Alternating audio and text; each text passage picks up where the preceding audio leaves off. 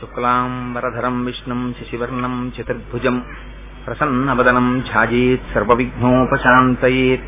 గురుర్బ్రహ్మా గురుర్విష్ణుః గురుర్దేవో మహేశ్వరః గురుస్సాక్షాత్ పరబ్రహ్మ తస్మై శ్రీగురవే నమః. వ్యాసాయ విష్ణురూపాయ వ్యాసరూపాయ విష్ణవే నమో వై బ్రహ్మనిధయే వాసిష్ఠాయ నమో నమః. కూజంతం రామ రామేతి మధురం మధురాక్షరం ఆరుహ్య కవితాశాఖాం వందే వాల్మీకికోకిలం. శ్రుతిస్మృతిపురాణానాం ఆలయం కరుణాలయం నమామి భగవత్పాదశంకరం లోకశంకరం. వాగర్ధావివ సంపృక్తౌ వాగర్ధ ప్రతిపత్తయే జగతః పితరౌ వందే పార్వతీ పరమేశ్వరౌ. సూక్తిం సమగ్రేతున స్వయమేవ లక్ష్మీః శ్రీరంగరాజమహిషీ మధురైః కటాక్షైః. వైదగ్ధ్యవర్ణకుణకుంభనగౌరవైర్యాం ఖండూలకర్ణకుహరాः కవయోధయంతి. హైమోత్ఫపుండ్రమజహన్మకుటం సునాసం మందస్మితం మకరకుండలచారుగండం బింబాధరం బహుళదీర్ఘకృపాకటాక్షం శ్రీవేంకటేశముఖమాత్మని సన్నిధత్తాం. మనోజవం మరుతతుల్యవేగం జితేంద్రియం బుద్ధిమతాం వరిష్టం వాతాత్మజం వనరయూధముఖ్యం శ్రీరామదూతం శిరసా నమామి.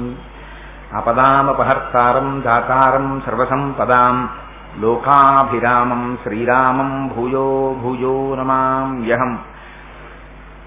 సింధూరారుణ విగ్రహాం త్రినయనాం మాణిక్యమౌళిస్ఫురత్తారానాయకశేఖరాం స్మితముఖీం ఆపీనవక్షోరుహాం పాణిభ్యాం అళిపూర్ణరత్నచషకం రక్తోత్పలం బిభ్రతీం సౌమ్యాం రత్నఘటస్థరక్తచరణాం ధ్యాయేత్పరేదంబికాం. హరి ఓం. పరమేశ్వర స్వరూపమైన సభకి నమస్కారం.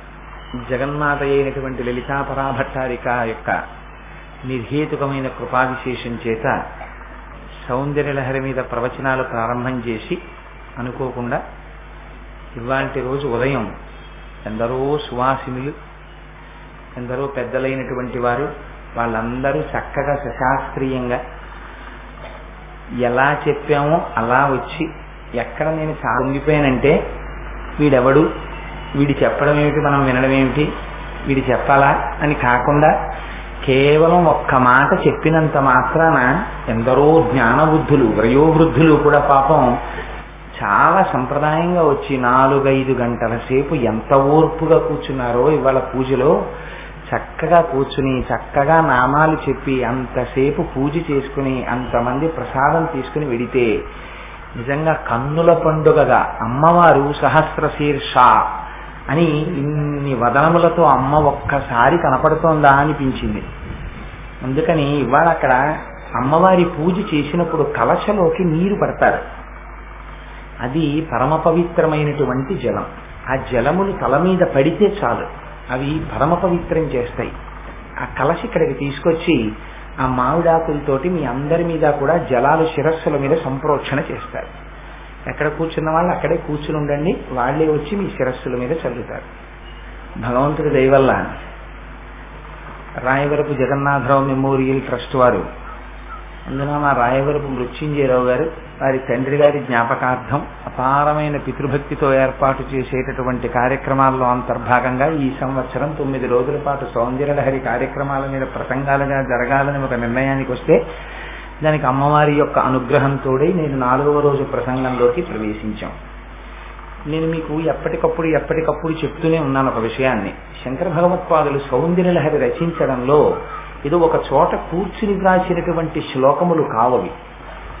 ఆయనలోంచి పైకి వచ్చినటువంటి అపారమైన భక్తి వెల్లువ సౌందర్యలహరిగా ప్రవహించింది. అందులో భక్తి ఉంటుంది, జ్ఞానం ఉంటుంది, మంత్ర రహస్యాలుంటాయి, ఉపాసనా రహస్యాలుంటాయి. అందుకే ఏ శ్లోకానికి ఆ శ్లోకానికి ఒక ప్రత్యేకమైనటువంటి తీరు, ఒక ప్రత్యేకమైన బాణి ఉంటాయి. ఇవాళ నేను స్పృశించబోయేటటువంటి శ్లోకం కూడా అంతే చిత్రమైనటువంటి శ్లోకం. అందులో శంకర భగవత్పాదులు అంటారు, త్వయా హృత్వా వామం వపరుపరు తృప్తేన మనసా శరీరార్థం శంభో అపరమపి శంకే హృతమభూత్ అని. అదే తత్వరూపం సకలమరుణాభత్రినయనం అని అందులో అంటారు, కుచాభ్యాం ఆనమ్రం కుటిల శశి చూడాలమకుటం. ఇది చాలా గమ్మత్తైనటువంటి శ్లోకం. ఆదిశంకరులు సౌందర్యలహరి రచిస్తుంటే అమ్మవారు సాక్షాత్కరించింది. ఎక్కడ? ఆయన హృదయ కమలంలో అమ్మవారు దర్శనమిచ్చింది. దర్శనమిస్తే ఆయన వ్రాస్తున్నటువంటి పుస్తకం ఏమిటి? సౌందర్యలహరి. ఆ సౌందర్యలహరికి సంబంధించినటువంటి ధ్యానంలో ఉన్నారేమో. సౌందర్యలహరిలో ప్రతిపాదింపబడినటువంటి అమ్మవారు ఎవరో ఆ స్వరూపంతోనే తల్లి ఆయన హృదయ కమలంలో ప్రత్యక్షమైతే పొంగిపోయి శంకరులు స్తోత్రం చెయ్యాలి. శంకరాచార్యులు వారు ఒక విచిత్రమైనటువంటి శ్లోకాన్ని చెప్పారు. ఎంత చిత్రమైన శ్లోకమో చూడండి. అమ్మవారిని చూసి శంకరులు అన్నారు, అమ్మా త్వయాహృత్వా వామం వపురు తరితృప్తేన మనసా. అమ్మ నిన్ను చూస్తుంటే నాకు కొంచెం అనుమానం వస్తోందమ్మా అన్నారు. ఏమిటి అనుమానం? నువ్వు పరమశివుని యొక్క శరీరంలో వామార్ధ భాగాన్ని స్వీకరించావు. శంకరుడు అర్ధనారీశ్వర స్వరూపంలో ఎడమ భాగాన్ని అమ్మవారికి ఇచ్చాడు. కానీ నాకు అనుమానం అంతా ఎక్కడొస్తోందంటే తల్లి, శరీరార్థం శంభో అపరమపి శంకే హృతమభూత్. నువ్వు దొంగతనం చేశావు అని శంకరులు అనరు. మొట్టమొదట ఏమన్నారు? త్వయా హృత్వా వామం. అమ్మ నాకు అనుమానంగా ఉందమ్మా, నువ్వు దొంగతనం చేశావు. ఫస్టే ఛార్జ్ షీట్ పెట్టేశారు అమ్మవారి మీద, నువ్వు దొంగతనం చేశావు. పోనీ అలాగని అమ్మ నువ్వు దొంగతనం చేశావు అని అనరు. ఎందుకని? అంత గభాలన పరాభట్టారిక అయినటువంటి అమ్మవారి స్వరూపం గురించి మాట్లాడుతూ జగదాచార్యులైనటువంటి శంకరులంత మాట అంటారా? అందుకని శంకే హృతమభూత్. నాకు మనస్సులో చిన్న అనుమానంగా ఉందమ్మా, నువ్వు దొంగతనం చేశావని అన్నారు. ఏమిటా దొంగతనం? శంకరుడు నీకు శరీరంలో వామార్థ భాగాన్ని ఇచ్చాడు. ఇస్తే నాకు దర్శనం ఎలా జరగాలి? అర్ధనారీశ్వరులుగా పార్వతీ పరమేశ్వరులు ఇద్దరూ నాకు దర్శనమిస్తే కుడి పక్కన అయ్యవారు ఉండాలి, ఎడమ పక్కన అమ్మవారు ఉండాలి. కానీ ఇదేం విచిత్రమమ్మా, నీ దర్శనం నాకు కలిగితే నాకు అలా కనపట్టలేదు, నాకు మొత్తం నువ్వే కనపడుతున్నావు. మరి అప్పుడు శంకరుడి యొక్క సగభాగం ఏమైపోయింది? అర్ధనారీశ్వర స్వరూపంలో మరి కుడి పక్కన శివుడు ఉండాలి కదా, శివుడు లేడేమిటి? అది ఎలా అడిగారంటే, అమ్మా నాన్నగారు కలిసి వస్తారని పిల్లాడు అనుకున్నాడు అనుకోండి, అమ్మ ఒక్కతే వచ్చిందనుకోండి పెట్టి పట్టుకుని ఊరి నుంచి, ముందు అమ్మ వచ్చిందని పిల్లాడు సంతోషించడు, అమ్మ నాన్నగారేది అంటాడు. అలా శంకరులు అమ్మవారి దర్శనం ఇవ్వగానే వెంటనే అన్నారు, త్వయా హృత్వా వామం. అమ్మ నువ్వు కానీ మా అయ్యగారి శరీరంలో మిగిలిన సగభాగం కూడా దొంగిలించేశావా అన్నారు.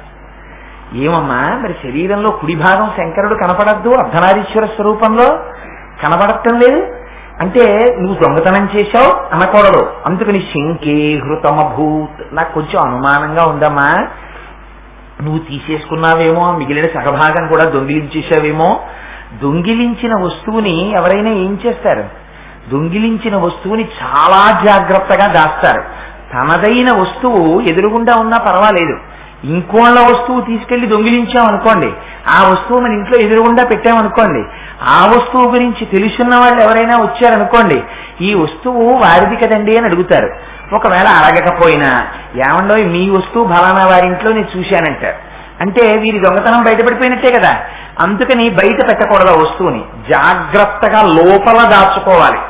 ఆ లోపల దాచుకోవడం అంటే అమ్మవారు ఎలా దాచేసుకుందిటే ఈ లోపల దాచేసుకుందిటే. అందుకని ఏమైపోయింది, మొత్తం అంతా అమ్మవారు అయిపోయిందిటే. అందుకు కదా అనుమానం వచ్చింది, కుడి పక్కన ఉండవలసినటువంటి శంకరుడు కనపడటం లేదు, కుడి పక్కన శంకరుడు లేకుండా మొత్తం నువ్వే కనపడుతున్నావు. అయితే శంకరా నేను దొంగతనం చేశానంటున్నావే అయ్యవారి శరీరాన్ని, నీ ఇష్టం వచ్చినట్టు నేను దొంగతనం చేశాను, నాకు అనుమానంగా ఉంది అనడం దొంగతనం చేశాను అనడం కన్నా ప్రమాదం తెలుసా? ఎందుకని ఏమంటే వారు దొంగతనం చేశారండి అంటే ఒక మాటతో పోతుంది. నాకు కొంచెం అనుమానంగా ఉందండి వారి ప్రవర్తన చూస్తే అన్నాను అనుకోండి, అందరూ ఆయన్నే చూస్తూ ఉంటారు. ఇక ఏమిటో అనుమానంగా ఉందన్నారు ఆయన్ని చూస్తే, ఎందుకైనా మంచిది నిగ్గు తేలే వరకు అలా చూద్దామని అలా చూస్తూ ఉంటారు. ఎంత మాట అనేసావు శంకరా నన్ను, శంకే హృతమభూత్ అన్నావు. అమ్మా అనుమానంగా ఉందమ్మా, శంకరుడి శరీరంలో మిగిలినటువంటి సగభాగాన్ని కూడా నువ్వే తస్కరించేశావని నాకు అనుమానంగా ఉందంటున్నావు శంకర. ఏం సాక్ష్యాలు చూపించు, నేను తస్కరించానని ఏమిటి సాక్ష్యం? అంత మాట అనడమే నన్ను. అంటే శంకరులు అన్నారు వెంటనే, అమ్మ సాక్ష్యాలు లేకుండా అంత తేలిగ్గా మాట్లాడతాను అనుకుంటున్నావా? నా దగ్గర 3 సాక్ష్యాలు ఉన్నాయి. ఇవి శంకరుడికి మాత్రమే ఉండవలసిన వస్తువులు, నీ దగ్గరికి ఎలా వచ్చాయమ్మా అన్నారు. ఏమిటి ఆ 3 వస్తువులు? ఎది తత్వద్రూపం సకలమరుణాభత్రినయనం. అమ్మ శంకరుడు తెల్లగా ఉంటాడు, నువ్వు ఎర్రగా ఉంటావు. శంకరుడు సగభాగం ఉంటే సగభాగం తెల్లగా కనపడాలి కదా, కనపట్టలేదు, అంతా ఎర్రగా కనపడుతోంది. అంటే శంకరుడి శరీరం ఇది నువ్వు తీసేసుకున్నావు కదా, అందుకే కదా మొత్తం ఎరుపైపోయింది. ఇదిగో ఇది మొదటి సాక్ష్యం నా దగ్గర. 2 త్రినయనం, శంకరుడికి మాత్రమే 3 కన్నులుంటాయి. ఇవాళ నీకెలా వచ్చాయమ్మా 3 కన్నులు? నువ్వు నాకు 3 కన్నులతో కనపడుతున్నావు, అందుకని 3 కన్నులతో కనపడుతున్నావు కాబట్టి మా స్వామి శంకరుడి 3 కన్నులు కూడా నువ్వు దొంగిలించావు. అనుమానం, దొంగిలించావు అని అందరూ శంకరులు. మళ్ళీ మీరు ఆ మాట అనేశారనుకోండి, ఆ శ్లోకానికి అర్థం పోతుంది. ఎక్కడా శంకరులు నువ్వు దొంగిలించావు అన్న మాట వాడలేదు. శంకేస్తు తమభూత్, నేను అనుమానిస్తున్నానమ్మా అన్నారంతే. అందుకని ఆ శంకరుడికి మాత్రమే ఉండవలసినటువంటి 3 కన్నులు అమ్మ నీ దగ్గరికి ఎలా వచ్చాయమ్మా? నువ్వు 3 కన్నులతో ఉన్నావు ఇవాళ. 2, 1 మొత్తం ఎరుపైపోయింది శరీరం. 2 శంకరుడికి ఉండవలసినటువంటి 3 కన్నులు నీ దగ్గర ఉన్నాయి. అన్నిటికన్నా నా దగ్గర ఉన్న బలవత్తరమైన సాక్ష్యం ఏమిటో తెలుసా అమ్మా? నువ్వు మా స్వామి కలిసి అర్ధనారీశ్వర స్వరూపంగా నాకు దర్శనమిస్తే ఎడమ పక్కన అమ్మవారికి సంబంధించినటువంటి ప్రధానమైన గుర్తు మాతృత్వ సూచకంగా వక్షోజం కనపడాలి. కుడి పక్కన పరమశివుని యొక్క పురుష శరీరం కాబట్టి హృదయస్థానం భిన్నంగా కనపడాలి. కానీ అమ్మ కుచాభ్యాం ఆనమ్రం, ఇంతమంది పిల్లల్ని పోషించేటటువంటి స్థనమండలం కలిగినటువంటి నువ్వు ఆ స్థనముల యొక్క బరువు చేత కొంచెం వంగి నాకు కనపడుతున్నావు. మరి శంకరుడి యొక్క సగభాగం ఏదమ్మా? మొత్తం నువ్వే కనపడుతున్నావు నాకు. కుచాభ్యాం ఆనమ్రం కుటిల శశి చూడాలమకుటం. ఇంకో సాక్ష్యం తీసుకురానా? నువ్వు శంకరుడు సగం శరీరం పుచ్చేసుకున్నావని. ఏది కుటిల శశి? కుటిల శశి అంటే ఎన్ని పేర్లు వేస్తారో ఆ చంద్రుడికి శంకరాచార్యుల వారు. కుటిల శశి అంటే ఇలా ఉన్న చంద్రుడు. ఇలా ఉన్న చంద్రుడు ఎప్పుడు ఉంటాడు? ఇలా ఉన్న చంద్రుడు మీకు శుక్లపక్షంలో వచ్చేటటువంటి విధియ నాడు కనపడతాడు అలాగా. అందుకని సన్నటి చంద్రరేఖ ఉంటుంది. అందుకని అలా సన్నటి చంద్రరేఖని ధరించి ఉండేటటువంటి వాడు కాబట్టి ఆయనకి చంద్రమౌళీశ్వరుడు అని పేరు. అమ్మా ఆయన చంద్రమౌళీశ్వరుడు కదా, ఆయన కిరీటం మీద కదా సన్నటి చంద్రరేఖ ఉండాలి. ఆ చంద్రరేఖ ఇవాళ నీ కిరీటం మీద కనపడుతోంది. అంటే శంకరుడికి సంబంధించిన ఈ వస్తువులన్నీ నీ దగ్గరికి వచ్చేసాయి. ఆయన 3 కన్నులు నీ దగ్గరికి వచ్చేసాయి, ఆయన కిరీటం మీద చంద్రరేఖ నీ దగ్గరికి వచ్చేసింది. ఆయన తెల్లగా ఉండవలసింది మొత్తం ఎర్రగా అయిపోయింది శరీరం అంతా. సగభాగం చూస్తే పురుష చిహ్నములతో ఉండవలసిన వక్షస్థలం స్త్రీ చిహ్నాలతో కనపడుతోంది. ఇంతకన్నా ప్రబలమైన సాక్ష్యం ఏం కావాలమ్మా? అందుకని ఇవాళ నువ్వు ఇలా కనపడుతుంటే శంకరుడి యొక్క మిగిలిన సగం శరీరాన్ని కూడా నువ్వే పుచ్చేసుకున్నావు. ఎందుకు పుచ్చేసుకున్నావో తెలుసా? అది కూడా నాకు అనుమానం. దొంగతనం చేసిన వాణ్ణి దొంగతనం చేశావు అని వదిలేరు. ఎందుకు చేశావు దొంగతనం అని అడుగుతారు. ఎందుకు చేశావురా దొంగతనం అంటారు. అందుకని ఇవాళ శంకరాచార్యుల వారు అమ్మవారి మీద ఎంత ఆరోపణ చేస్తున్నారో చూడండి. ఆయన అంటారు వపుర పరితృప్తేన మనసా. శంకరుడు భోళా శంకరుడు అమ్మా పాపం. ఆయన గురించి నువ్వు తపస్సు చేశావు, చేస్తే ఏం కావాలన్నాడు.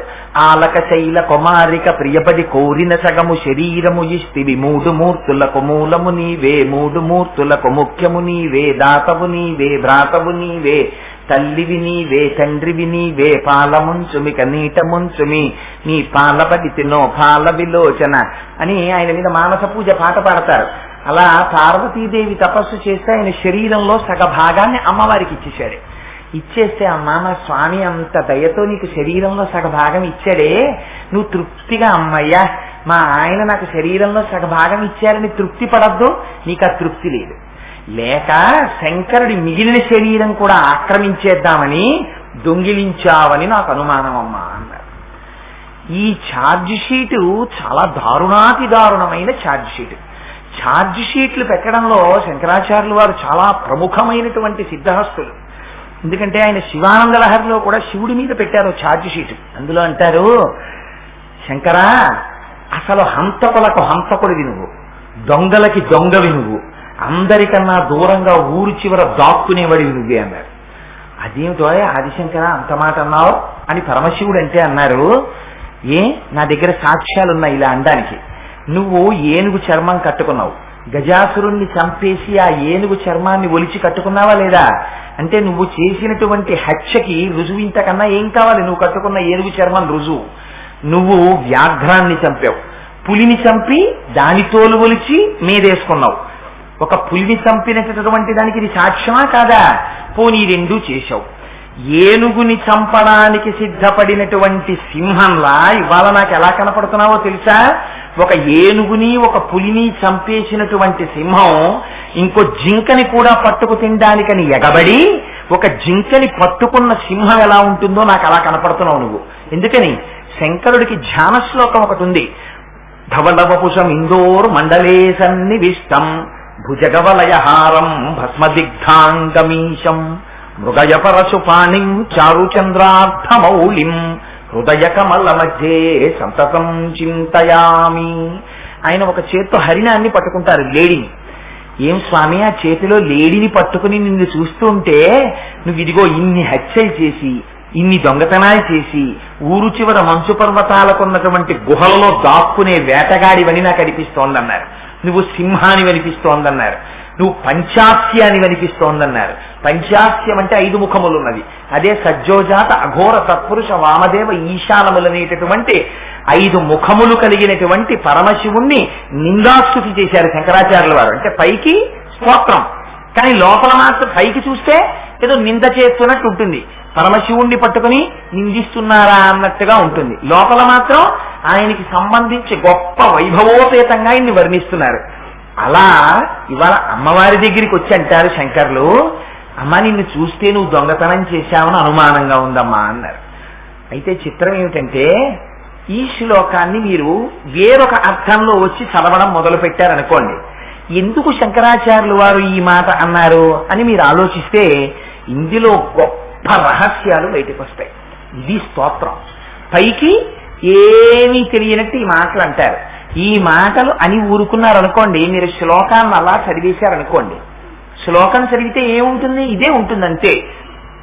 త్వయా హృత్వా వామం వపుర పరితృప్తేన మనసా శరీరార్థం శంభో అపరమపి శంకే హృతమభూత్ అదే తత్వద్రూపం సకలమరుణాభత్రినయనం కుచాభ్యాం ఆనమ్రం కుటిల శశి చూడాలమకుటం అని ఉంటుంది. మీరు ఇది చదివితే శంకరాచార్యులు వారు అమ్మవారు దొంగతనం చేశారేమోనని అనుమానంగా ఉంది అని శంకరులు అమ్మవారు అన్నారు. అంతే తాత్పర్యం అర్థమవుతుంది.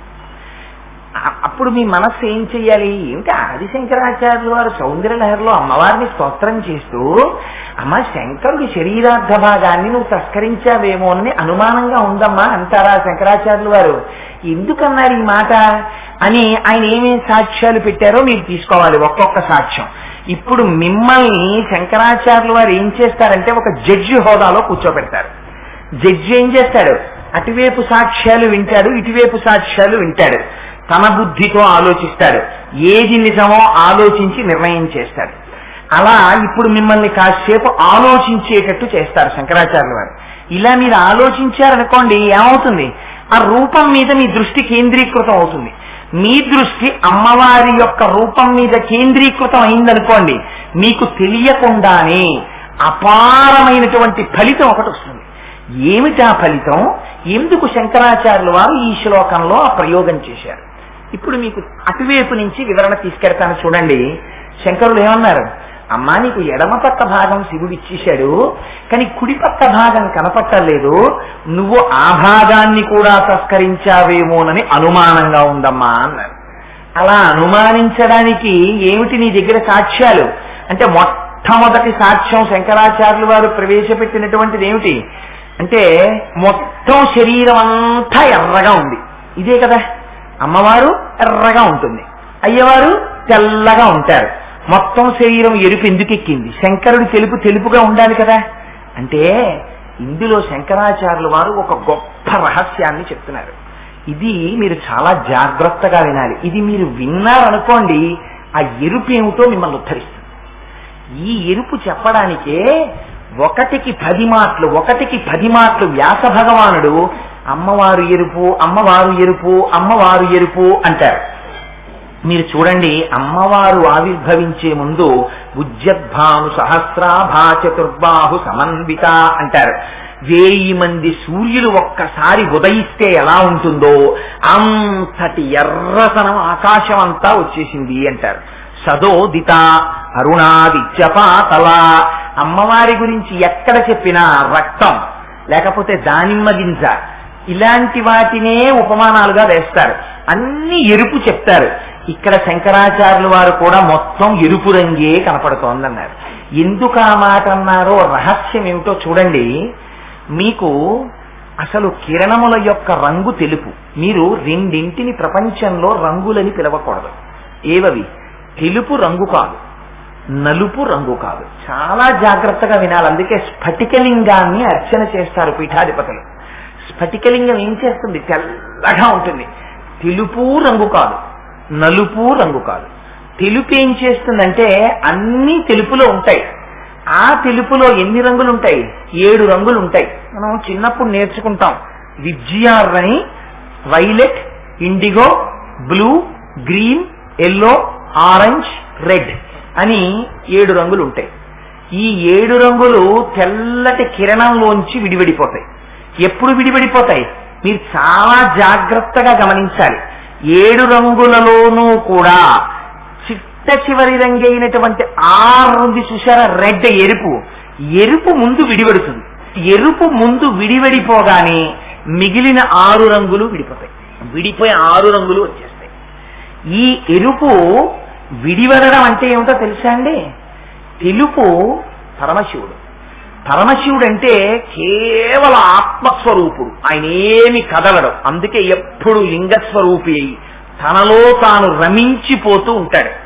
రమించిపోతూ ఉండేటటువంటి ఆత్మస్వరూపమైన శంకరుడిలో అమ్మవారు శక్తి స్వరూపమై కదలిక తీసుకొస్తుంది. కదలిక తీసుకొచ్చి అదే స్పందితుమపి అన్నారు మొదటి శ్లోకంలో. తెచ్చి అయ్యవారికి బోలెడంత ప్రపంచంగా విస్తరిల్లాలన్న కోరిక పుట్టిస్తుంది. పుట్టించి ఈ ప్రపంచంగా ఆవిడ విస్తరిల్లుతుంది. ఆ ఎరుపు మొట్టమొదట బయటికి వస్తుంది. వచ్చి ఆ ఎరుపే మిగిలిన రంగులన్నింటినీ బయటికి తెస్తుంది. అంటే మిగిలిన రంగులంటే ఆ ఎరుపే మిగిలిన రంగులు అయిపోవడం అంటే ఈ ప్రపంచాన్నంతటినీ అమ్మవారు ఇన్ని రకాలుగా సృష్టిస్తుంది. ఇన్ని రకాలుగా సృష్టించడమే ఎరుపు. మీకు 3 రంగులు చెప్తారు శాస్త్రంలో: సత్వము, రజస్సు, తమస్సు. సత్వం అంటే ఎప్పుడూ భగవంతుడికి సంబంధించినటువంటి ఆలోచనతో తను ప్రశాంతంగా ఉండేటటువంటి స్థితికి సత్వగుణంతో ఉన్నాడంటారు. అది తెలుపు చేత సంకేతిస్తారు. పరమశివుడు తెలుపు అంటే ఆయన కేవలం జ్ఞానమూర్తి అయి ఉంటాడు. బ్రహ్మగారు ఎరుపు. ఎరుపు రజోగుణాన్ని సూచిస్తుంది. ఎరుపు ఏం చేస్తుంది? ఎరుపు సృష్టి చేస్తుంది. అందుకని కార్యబ్రహ్మశక్తి అంటారు దాన్ని. అమ్మవారు ఏం చేస్తుంది? ఈ సృష్టిని అంతటినీ చేస్తుంది. అయితే మరి ఎరుపు సృష్టి చేస్తోంది కదా, నలుపు కూడా రంగు కాదు. తెలుపు నలుపు 2 రంగులు కావు. నలుపు తమస్సుకి సూచన. నలుపు అన్నిటినీ తనలోకి తీసుకుంటూ ఉంటుంది. అందుకే తమస్సు అంటే ఎప్పుడు కోరిక, సోమరితనం. అలా పడుకుని ఉంటాడు, కోరికలతో ఉంటాడు. అది తమస్సుకి సూచనగా చెప్తారు. మరి ఏమండి, జగత్తుగా పరిడవిల్లి వ్యుత్పత్తి అయితే కదా 6 రంగులు వస్తున్నాయి ఎరుపు వెనకాల. మరి ఎరుపుని మేము ఉపాసన చేస్తే జగత్తుతో తాదాత్మ్యత వస్తుంది, కానీ శివుడితో తాదాత్మ్యత ఎలా వస్తుంది? కావలసింది ఏమిటి? అయ్యవారి వైపుకి నడవాలి మనం. అయ్యవారి వైపుకి నడవకుండా అమ్మవారు ఎరుపు. అమ్మవారిని పట్టుకుంటే అమ్మవారు ఎరుపులోకి నడిపిస్తుంది కదా, అంటే జగత్తులోకి నడిపిస్తోంది కదా. మరి అటువంటప్పుడు ఎందుకు ఉపాసన? ఈ రహస్యం చెప్పడానికి అంతా ఎరుపుగా కనపడుతున్నావు అన్నారు. మీకు ఇక్కడ ఒక్క విషయం మీరు గుర్తించాలి. చేదు రుచి కాదు. మీరు చేదు కూర వండి పెడతానండి అన్నారనుకోండి ఎవరైనా, మరి చేదు కూర ఏంటండి, కమ్మటి కూర ఏంటండి, లేకపోతే కాస్త తీయటి కూర ఉండండి, అంతకా కాకపోతే పుల్లటి పచ్చటి పెట్టండి అంటారు. అంతేకాని ఎవరైనా చేదు కూర ఉండండి అంటారా? అనరు. అయినా మీకు ఒకనాడు కాకరకాయ మీరే బజారుకి వెళ్ళి కొని తెచ్చుకుంటారు. కాకరకాయ ఏమిటి? చేదే. మరి ఎందుకు తెచ్చుకుంటున్నారు అంటే కాకరకాయ కూర తింటే లోపల ఉండేటటువంటి సూక్ష్మ క్రిములు నశిస్తాయి, ఆరోగ్యాన్ని ఇస్తోంది. మరి అదే చేదు ఒకనాడు మిమ్మల్ని ఉద్ధరిస్తోందా ఉద్ధరించట్లేదా? అలాగే ఆ ఎరుపు అమ్మవారి ఎరుపు అమ్మవారి పాదాల వైపుకి మీరు తిరిగితే, అందుకే అమ్మ వచ్చే ముందు ఎరుపు రావడం అంటే మొట్టమొదట మీరు అమ్మవారిని ఉపాసన చేయడం, అమ్మవారి పాదాలు పట్టుకోవడం నేర్చుకుంటే అమ్మవారు జగత్తు నుంచి విడతీసి శివుడి వైపుకి తిప్పుతుంది మిమ్మల్ని. అది ఎరుపు తెలుపు వైపుకి నడిపించడం. అందుకని ఇదిగో ఆ ఎరుపు తాలూకా గొప్పతనం ఏమిటో చెప్పడానికి అమ్మవారి ఎరుపు మన్ని ఉద్ధరించే ఎరుపు. అందుకే అయితే అందరూ చెయ్యలేరనుకోండి, ఒక రహస్యం ఉంది ఉపాసనలో. అంటే ఎవరు చేయడానికి ప్రయత్నాలు మాత్రం చెయ్యకండి, ఒక్కటి మాత్రం చేస్తూ ఉంటారు, పెద్దలైన వారు చేస్తారు. ఇది నేను అసలు ఎందుకు చెప్పను. అందుకంటే అది తెలియక గబుక్కుని ఎవరైనా చేయడానికి ప్రయత్నాలు చేస్తే లేనిపోని ఇబ్బందులు వస్తాయి. అందుచేత ఆ ఎరుపు యొక్క గొప్పతనం అది. అమ్మవారు అది కేవలం ఎవరైనా ఆంతరంగికంగా దాని గురించి తెలుసుకోవాలంటే మళ్ళీ అందరూ ఆంతరంగికంగా అది ఇబ్బంది. ఇప్పుడు ఎవరు దానికి కొంచెం ఒక స్థాయి ఉన్న వాళ్ళు ఎవరైనా ఉంటే అప్పుడు చెప్తాను ఆ ఎరుపు ఎందుకు అలా ఉపాసన చేస్తారు అన్నది. అందుకని అమ్మవారు అంతా ఎరుపే. ఆ ఎరుపు ఏం చేస్తుంది? జగత్తు వైపుకి నడిపించడం కాదు, ఆ ఎరుపు అయ్యవారి వైపుకి తీసుకెడుతుంది. ఎప్పుడు? మీరు అమ్మవారి పాదములు పట్టినప్పుడు.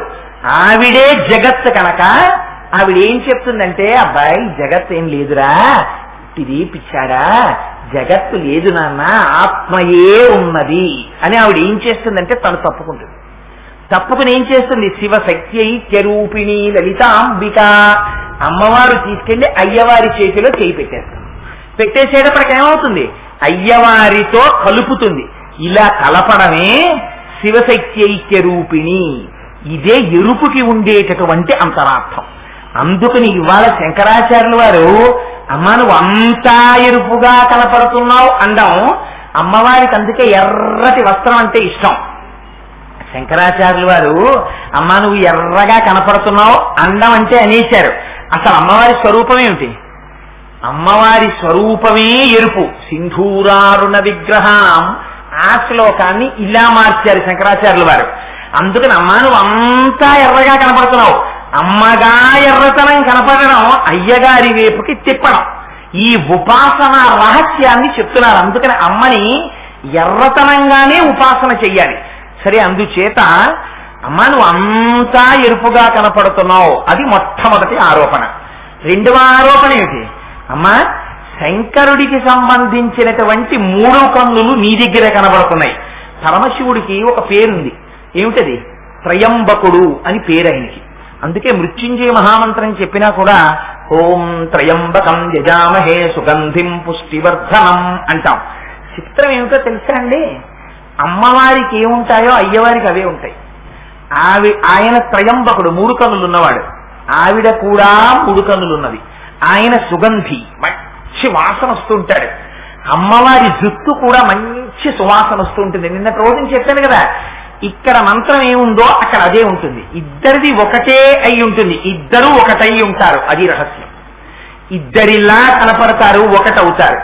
ఇద్దరిలా కనపడినంతసేపు, జగత్తుగా బ్రహ్మముగా కనపడినంతసేపు ఆవిడ నాటకం చేస్తున్నట్టు, మాయని మన మీద ప్రదర్శించినట్టు. ఆ ఎరుపు అయ్యవారి వైపు తిప్పడం మొదలైన నాడు ఆవిడ అనుగ్రహం ప్రసరించినట్టు. అందుకే ఎరుపు కనపడగానే ముందు ఆయుధాలు కనపడాలి, ఆయుధాలు కనపడితే తల కనపడాలి. ఎందుకని నిన్నటి రోజున మీకు చెప్పాను, ముందు లోపల ఉన్నటువంటి రాగము ద్వేషము ఇంద్రియముల లౌల్యము పోతే అమ్మవారు అజ్ఞానాన్ని పోగొట్టి అయ్యవారి వైపుకి నడిపిస్తుంది. అందుకని అది నడిపించడం అంటే అది కూడా అమ్మవారు చేసేటటువంటి మహోపకారం. ఎప్పుడు చేస్తుంది? మీరేం చెయ్యక్కర్లేదు. ఆవిడకి ప్రేమతో ఆవిడ్ని పేర్లు పెట్టి పిలిచారనుకోండి, నామపారాయణ ప్రీత, ఆవిడ పొంగిపోతుంది. అబ్బా నన్ను ఇన్ని పేర్లతో పిలుస్తున్నారా భక్తిగా వీడు అని వెంటనే ఏం చేస్తుంది? చిట్ట చివర ఆవిడ చేసేది ఏమిటి? శివశక్తి ఐక్యరూపిణి లలితాంబిక, శివుడిలోకి తీసుకెళ్లి. అందుకని కిరీటం మీద ఇద్దరికీ కూడా చంద్రరేఖలు మాత్రమే ఉంటాయి. కళాభ్యాం చూడాలంకృత శశి కళాభ్యాం నిజతప ఫలాభ్యాం భక్తేషు ప్రకటిత ఫలాభ్యాం భవతు మే శివాభ్యాం అశోక త్రిభువన శివాభ్యాం హృది పునర్భవాభ్యాం ఆనంద స్ఫురధనుభవాభ్యాం నతిరియం అంటారు శంకరులు శివానంద లహరిలో. ఇద్దరూ చంద్రరేఖలే ధరిస్తారు. అందుకని ఎందుకు చంద్రరేఖ ధరించడం? అక్కడ పూర్ణచంద్రుడిని పెట్టుకోవడం ఏమిటి, ఇక్కడికి వచ్చేటప్పటికి చంద్రరేఖ ధరించడం ఏమిటి అంటే అందులో ఎంత రహస్యం ఉందో తెలుసా అండి? మీకు కాలం ఎలా నడుస్తుంది? మీకు కాలం శుక్లపక్షంగా కృష్ణపక్షంగా నడుస్తుంది. మీరు పూజ చేశారనుకోండి, సంకల్పం ఏమని చెప్తారు? తారణనామ సంవత్సరే ఉత్తరాయణే ఆషాఢమాసే కృష్ణపక్షే పొద్దున్న తదియంయాం వాసర అని కదా చెప్పుకుంటున్నారు. కృష్ణపక్షం శుక్లపక్షం కృష్ణపక్షం శుక్లపక్షం అని చెప్తున్నారు. కృష్ణపక్షం శుక్లపక్షం ఎక్కడి నుంచి వస్తాయి? చంద్రుడిలోంచి 15 కళలు బయటికి వస్తే కృష్ణపక్షం, మళ్ళీ 15 కళలతో చంద్రుడు పూర్ణచంద్రుడైతే శుక్లపక్షం. మరి శుక్లపక్షంలో పెరుగుతున్నది, కృష్ణపక్షంలో తరుగుతున్న కళలు ఏదో ఒక కళలోంచి రావాలి కదా. ఒక కళ ఉంటే కదా అందులోంచి 15 కళలు వెళ్ళిపోతుండడం, మళ్ళీ 15 కళలు వచ్చి చేరడం. అలాంటి 16వ కళ ఒక కళ ఉన్నది. దానికే చిత్కళ అని పేరు. ఆ చిత్కళయే చంద్రరేఖ. ఆ చంద్రరేఖ వాళ్ళిద్దరూ ధరిస్తారు. అంటే వాళ్ళు కాలమునకు అతీతులై ఉంటారు. అందుకే కాలము వారి చేత ధరింపబడింది, కానీ కాలమునకు వారు వశులు కారు.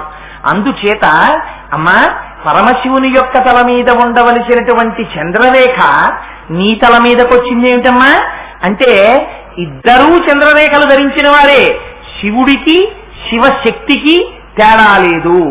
మొట్టమొదటి రోజునే మీకు నేను ఒక విషయం విజ్ఞాపన చేశాను. కోటేశ్వరరావుకి కోటేశ్వరరావు యొక్క ఉపన్యాస శక్తికి తేడా ఉండదు.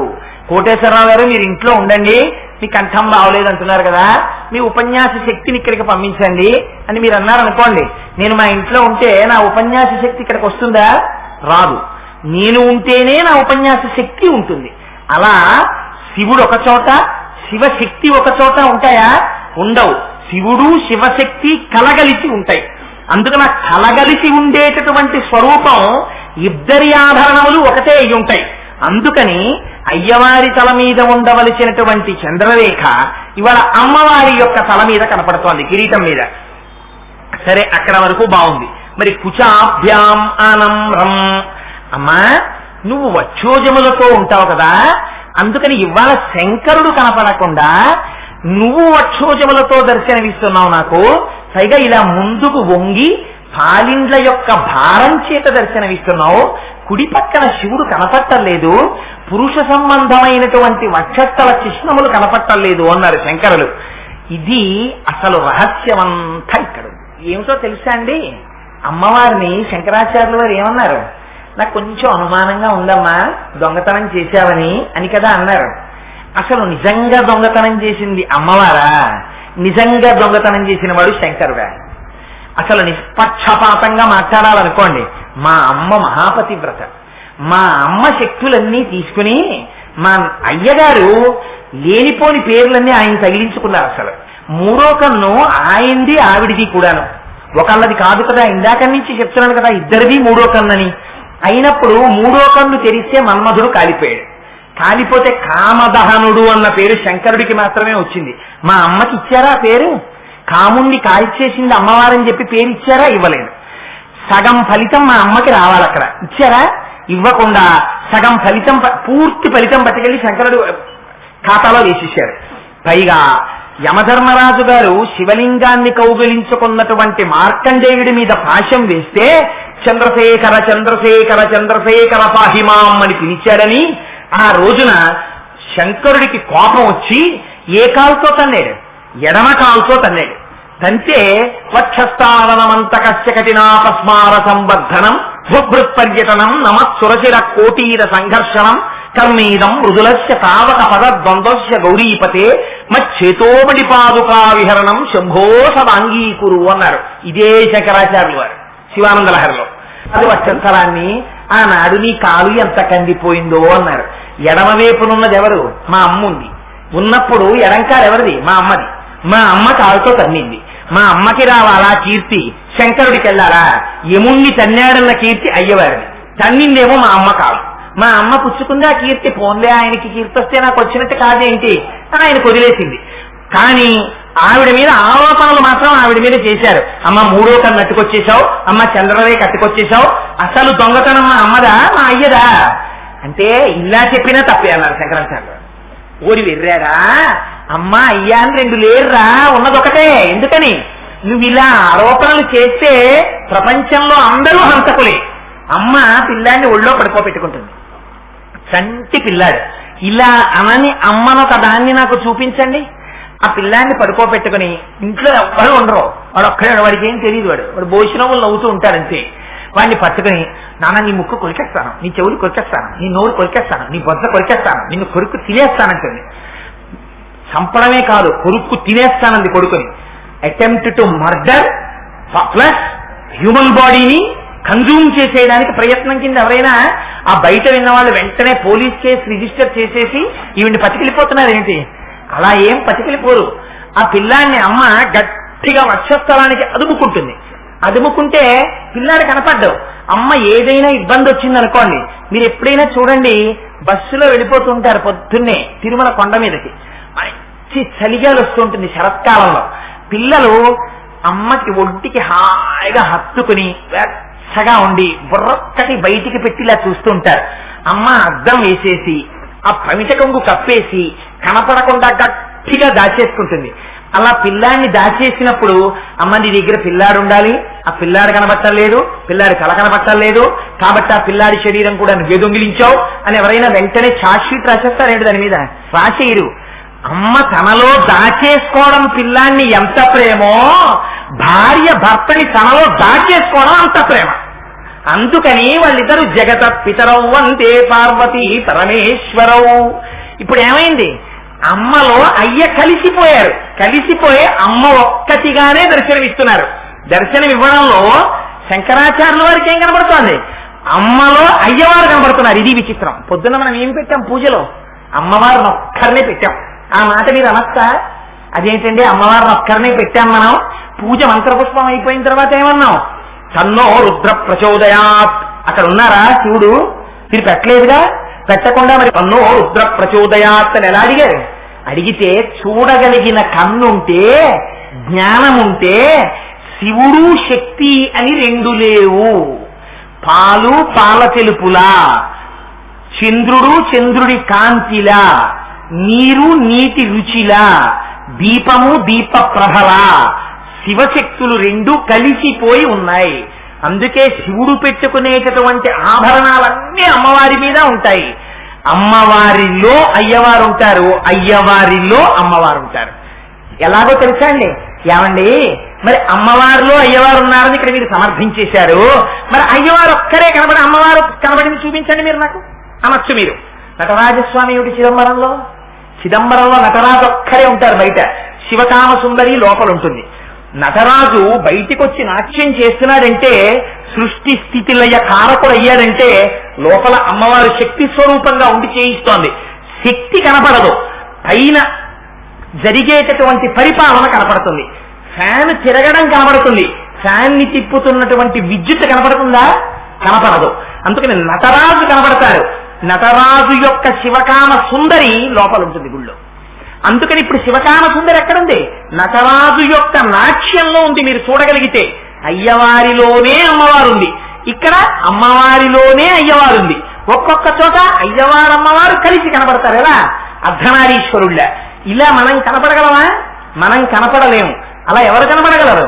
ఒక్క శంకరుడు కనపడతాడు. అందుకే దేవతామూర్తులన్నింటికీ వారి శక్తి వారితో కలిపేసి చూపిస్తారు.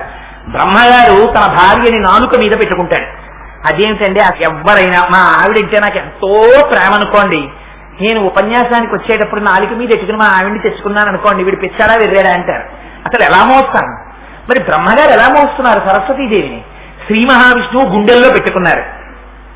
ఎంత భార్య ఉంటే ప్రేమ అయితే మాత్రం ఈ 2 పక్కల 2 పీటలో ఉయ్యాల్లో కట్టుకుని తాళ్ళెట్టి ఇక్కడ శ్రీదేవిని ఇక్కడ భూదేవిని కూర్చోపెట్టుకుని ఆయనేమో నానా కష్టాలు పడి మోసుకొచ్చి ఉయ్యాల ఎక్కి కూర్చుని, అన్నమాచార్యుల వారు అయితే దెప్పి పొడిచారు, చాలేవయ్యా సిగ్గు లేకుండా ఇంకా ఉయ్యాలు లూగుతున్నావు అని.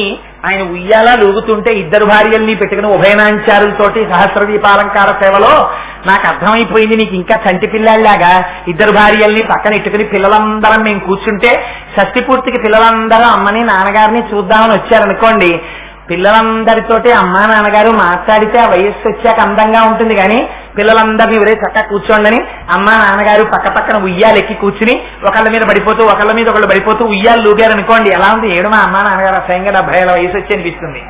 అలా నువ్వు ఏమిటయా ఉభయనాంచారులు ఎట్టుకుని సాయంకాలం అయ్యేటప్పటికీ సహస్రదీపాలంకార సేవా మండపంలో ఇలా ఉయ్యాలు లూగుతుంటావు పిల్లలు ఎదురుగుండా అని. నాకు అర్థమైంది అన్నారు అన్నమాచార్యులు వారు. నీకెందుకు వచ్చిందో తెలుసా ఈ అలవాటు? అసలు అలల్ల చెంచెల్లమైన ఆత్మలందుండని కలవాటు చేసే నీ ఉయ్యాల. ఎంత తత్వం అండి! అసలు నువ్వు స్వామి నీకు కదలిక లేదు, నువ్వు ఆత్మస్వరూపుడివి. కానీ మాకు ఈ ఊపిరి తీసి ఊపిరి విడిచిపెట్టినప్పుడు మనస్సు సంకల్ప వికల్ప సంఘాతమై అది కదులుతోంది మనస్సు. ఆ మనస్సు యొక్క కదలికని చూపించడానికి నువ్వు కదులుతున్న ఉయ్యాలనెక్కి ఊగుతున్నట్టు చూపిస్తున్నావు. లోపల ఉండి ఉండి ఉండి ఉండి కదిలే మా మనస్సు యొక్క అలవాటు నీ మీద పడిపోయిందయా స్వామి, అందుకని ఉయ్యాలలో కనపడుతున్నావు కానీ తండ్రి, లేకపోతే నువ్వు ఉయ్యాలలుగాలా అని అన్నమాచార్యులు వారు స్తోత్రం చేశారు. అలా అమ్మవారు అయ్యవారు ఎప్పుడూ ఇద్దరూ కలిసే ఉంటారు. ఒకనాడు అర్ధనారీశ్వరుడిగా కనపడతాడు.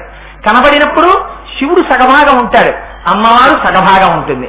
అప్పుడు వెళ్ళి ఏమండి ఈజ్ ఇట్ హ్యూమన్లీ పాసిబుల్, అలా ఎలా ఉంటారండి, మా ఆవిడ నాలో సగం ఉంటుందా? ఈ వెర్రి ప్రశ్నలు వెయ్యకు. ఎందుకని? నీకు అర్థం అవడానికి ఒక సగుణ రూపాన్ని పెట్టారు అక్కడ. నీకు చేత కాదని అనంతమైన బ్రహ్మాండములో నిర్గుణ పరబ్రహ్మమునందు కదిలేటటువంటి ఆత్మ చైతన్య శక్తి స్వరూపమైన అమ్మవారితో కలిసి అయ్యవారు ఉంటారు. దానివల్ల ప్రపంచం వచ్చింది అంటే నువ్వు అర్థం చేసుకోలేకపోతున్నావని నీ చేత నమస్కరింపచేసి నీకు జ్ఞానం ఇవ్వడానికి అర్ధనారీశ్వర స్వరూపాన్ని అక్కడ పెట్టారు పార్వతీ పరమేశ్వరుల్ని. ఒకనాడు ఇద్దరు అర్ధనారీశ్వరులుగా ఉండరు, ఇద్దరు ఎవరికి వారు ఉంటారు, పార్వతీ పరమేశ్వరులుగా ఉంటారు.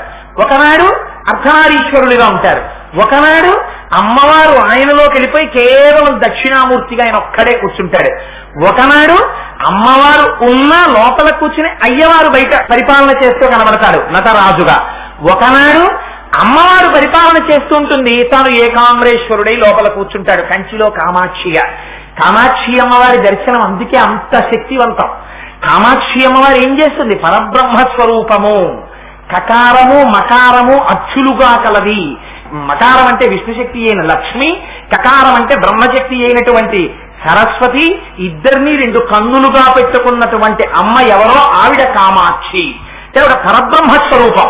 ఆ కామాక్షి అమ్మవారు మన కంచి వెళ్ళినప్పుడు మనం దర్శనం చేశాం కదమ్మా, ఎలా ఉందమ్మా? ఆవిడ చంద్రరేఖని ధరిస్తుంది, ఆవిడ 3 కన్నులతో ఉంటుంది. మీరు శ్రీ సూక్తం అంతా చెప్పేసిన తర్వాత చిట్ట చివరి ఏమంటున్నారు?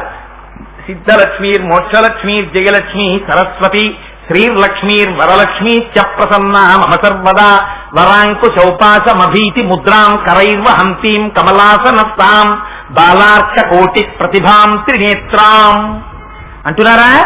త్రినేత్రాం అంటున్నారా? 3 కన్నులు ఉన్నాయమ్మా అన్నారా మీరు? 3 కన్నులు ఎక్కడ అమ్మవారికి? అంటే అయ్యవారే అమ్మవారిగా కనబడుతున్నారు.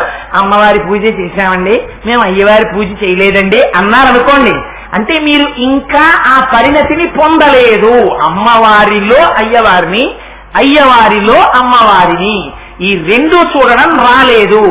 ఇలా సీరియస్ గా ఈ మాటల్ని చెప్తే వినడం కష్టం అవుతుందేమోనని, అమ్మవారు అయ్యవారి శరీరాన్ని దొంగతనం చేసిందేమోనని అనుమానం వస్తోందని, అందుకని ఎరుపుందని, అందుకని 3 కన్నులున్నాయని, అందుకని కుచములు కనబడుతున్నాయని, అందుకని ఆ అర్ధచంద్రుడు కనబడుతున్నాడని ఆరోపణలు ముందు పెట్టి, ఏమిటి ఆరోపణలని లోపలికి వెళ్లి ఆలోచిస్తే పార్వతీ పరమేశ్వరులు ఒకటే అయి ఉంటారనేటటువంటి రహస్యాన్ని మనకి చెప్పడం కోసమని శంకరాచార్యులు వారు ఇంత అందమైన శ్లోకాన్ని, అందున నిందాస్తుతి, పైకి ఏదో దెప్పి పొడుస్తున్నట్టుంటుంది, కానీ లోపల మాత్రం అపారమైనటువంటి జ్ఞానాన్ని ఆవిష్కరిస్తారు.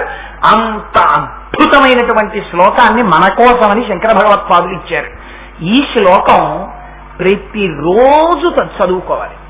మీరు ఈ శ్లోకాన్ని ప్రతిరోజు చదువుకుని ఎప్పుడైనా ఒకసారి కంచి క్షేత్రానికి వెళ్ళి అసుర సంధ్య వేళలో అమ్మవారి ముందు కాసేపు నిలబడి కంచి కామాక్షి అమ్మవారి యొక్క స్వరూపాన్ని మీరు బాగా మనసులో ముద్ర వేసుకుంటే ఈ శ్లోకాన్ని మీరు సాయంకాలం వేళ కాసేపు పద్మాసనం వేసుకుని ధ్యానం చేస్తూ ఒక్కసారి ప్రజాహృత్వామం వపరిపరితృప్తేన మనసా అని చదువుకున్నారనుకోండి, మీకు శంకరుడు కామాక్షి అమ్మవారిలో కనపడతాడు, కామాక్షి అమ్మవారు శంకరుడిలో కనపడుతుంది.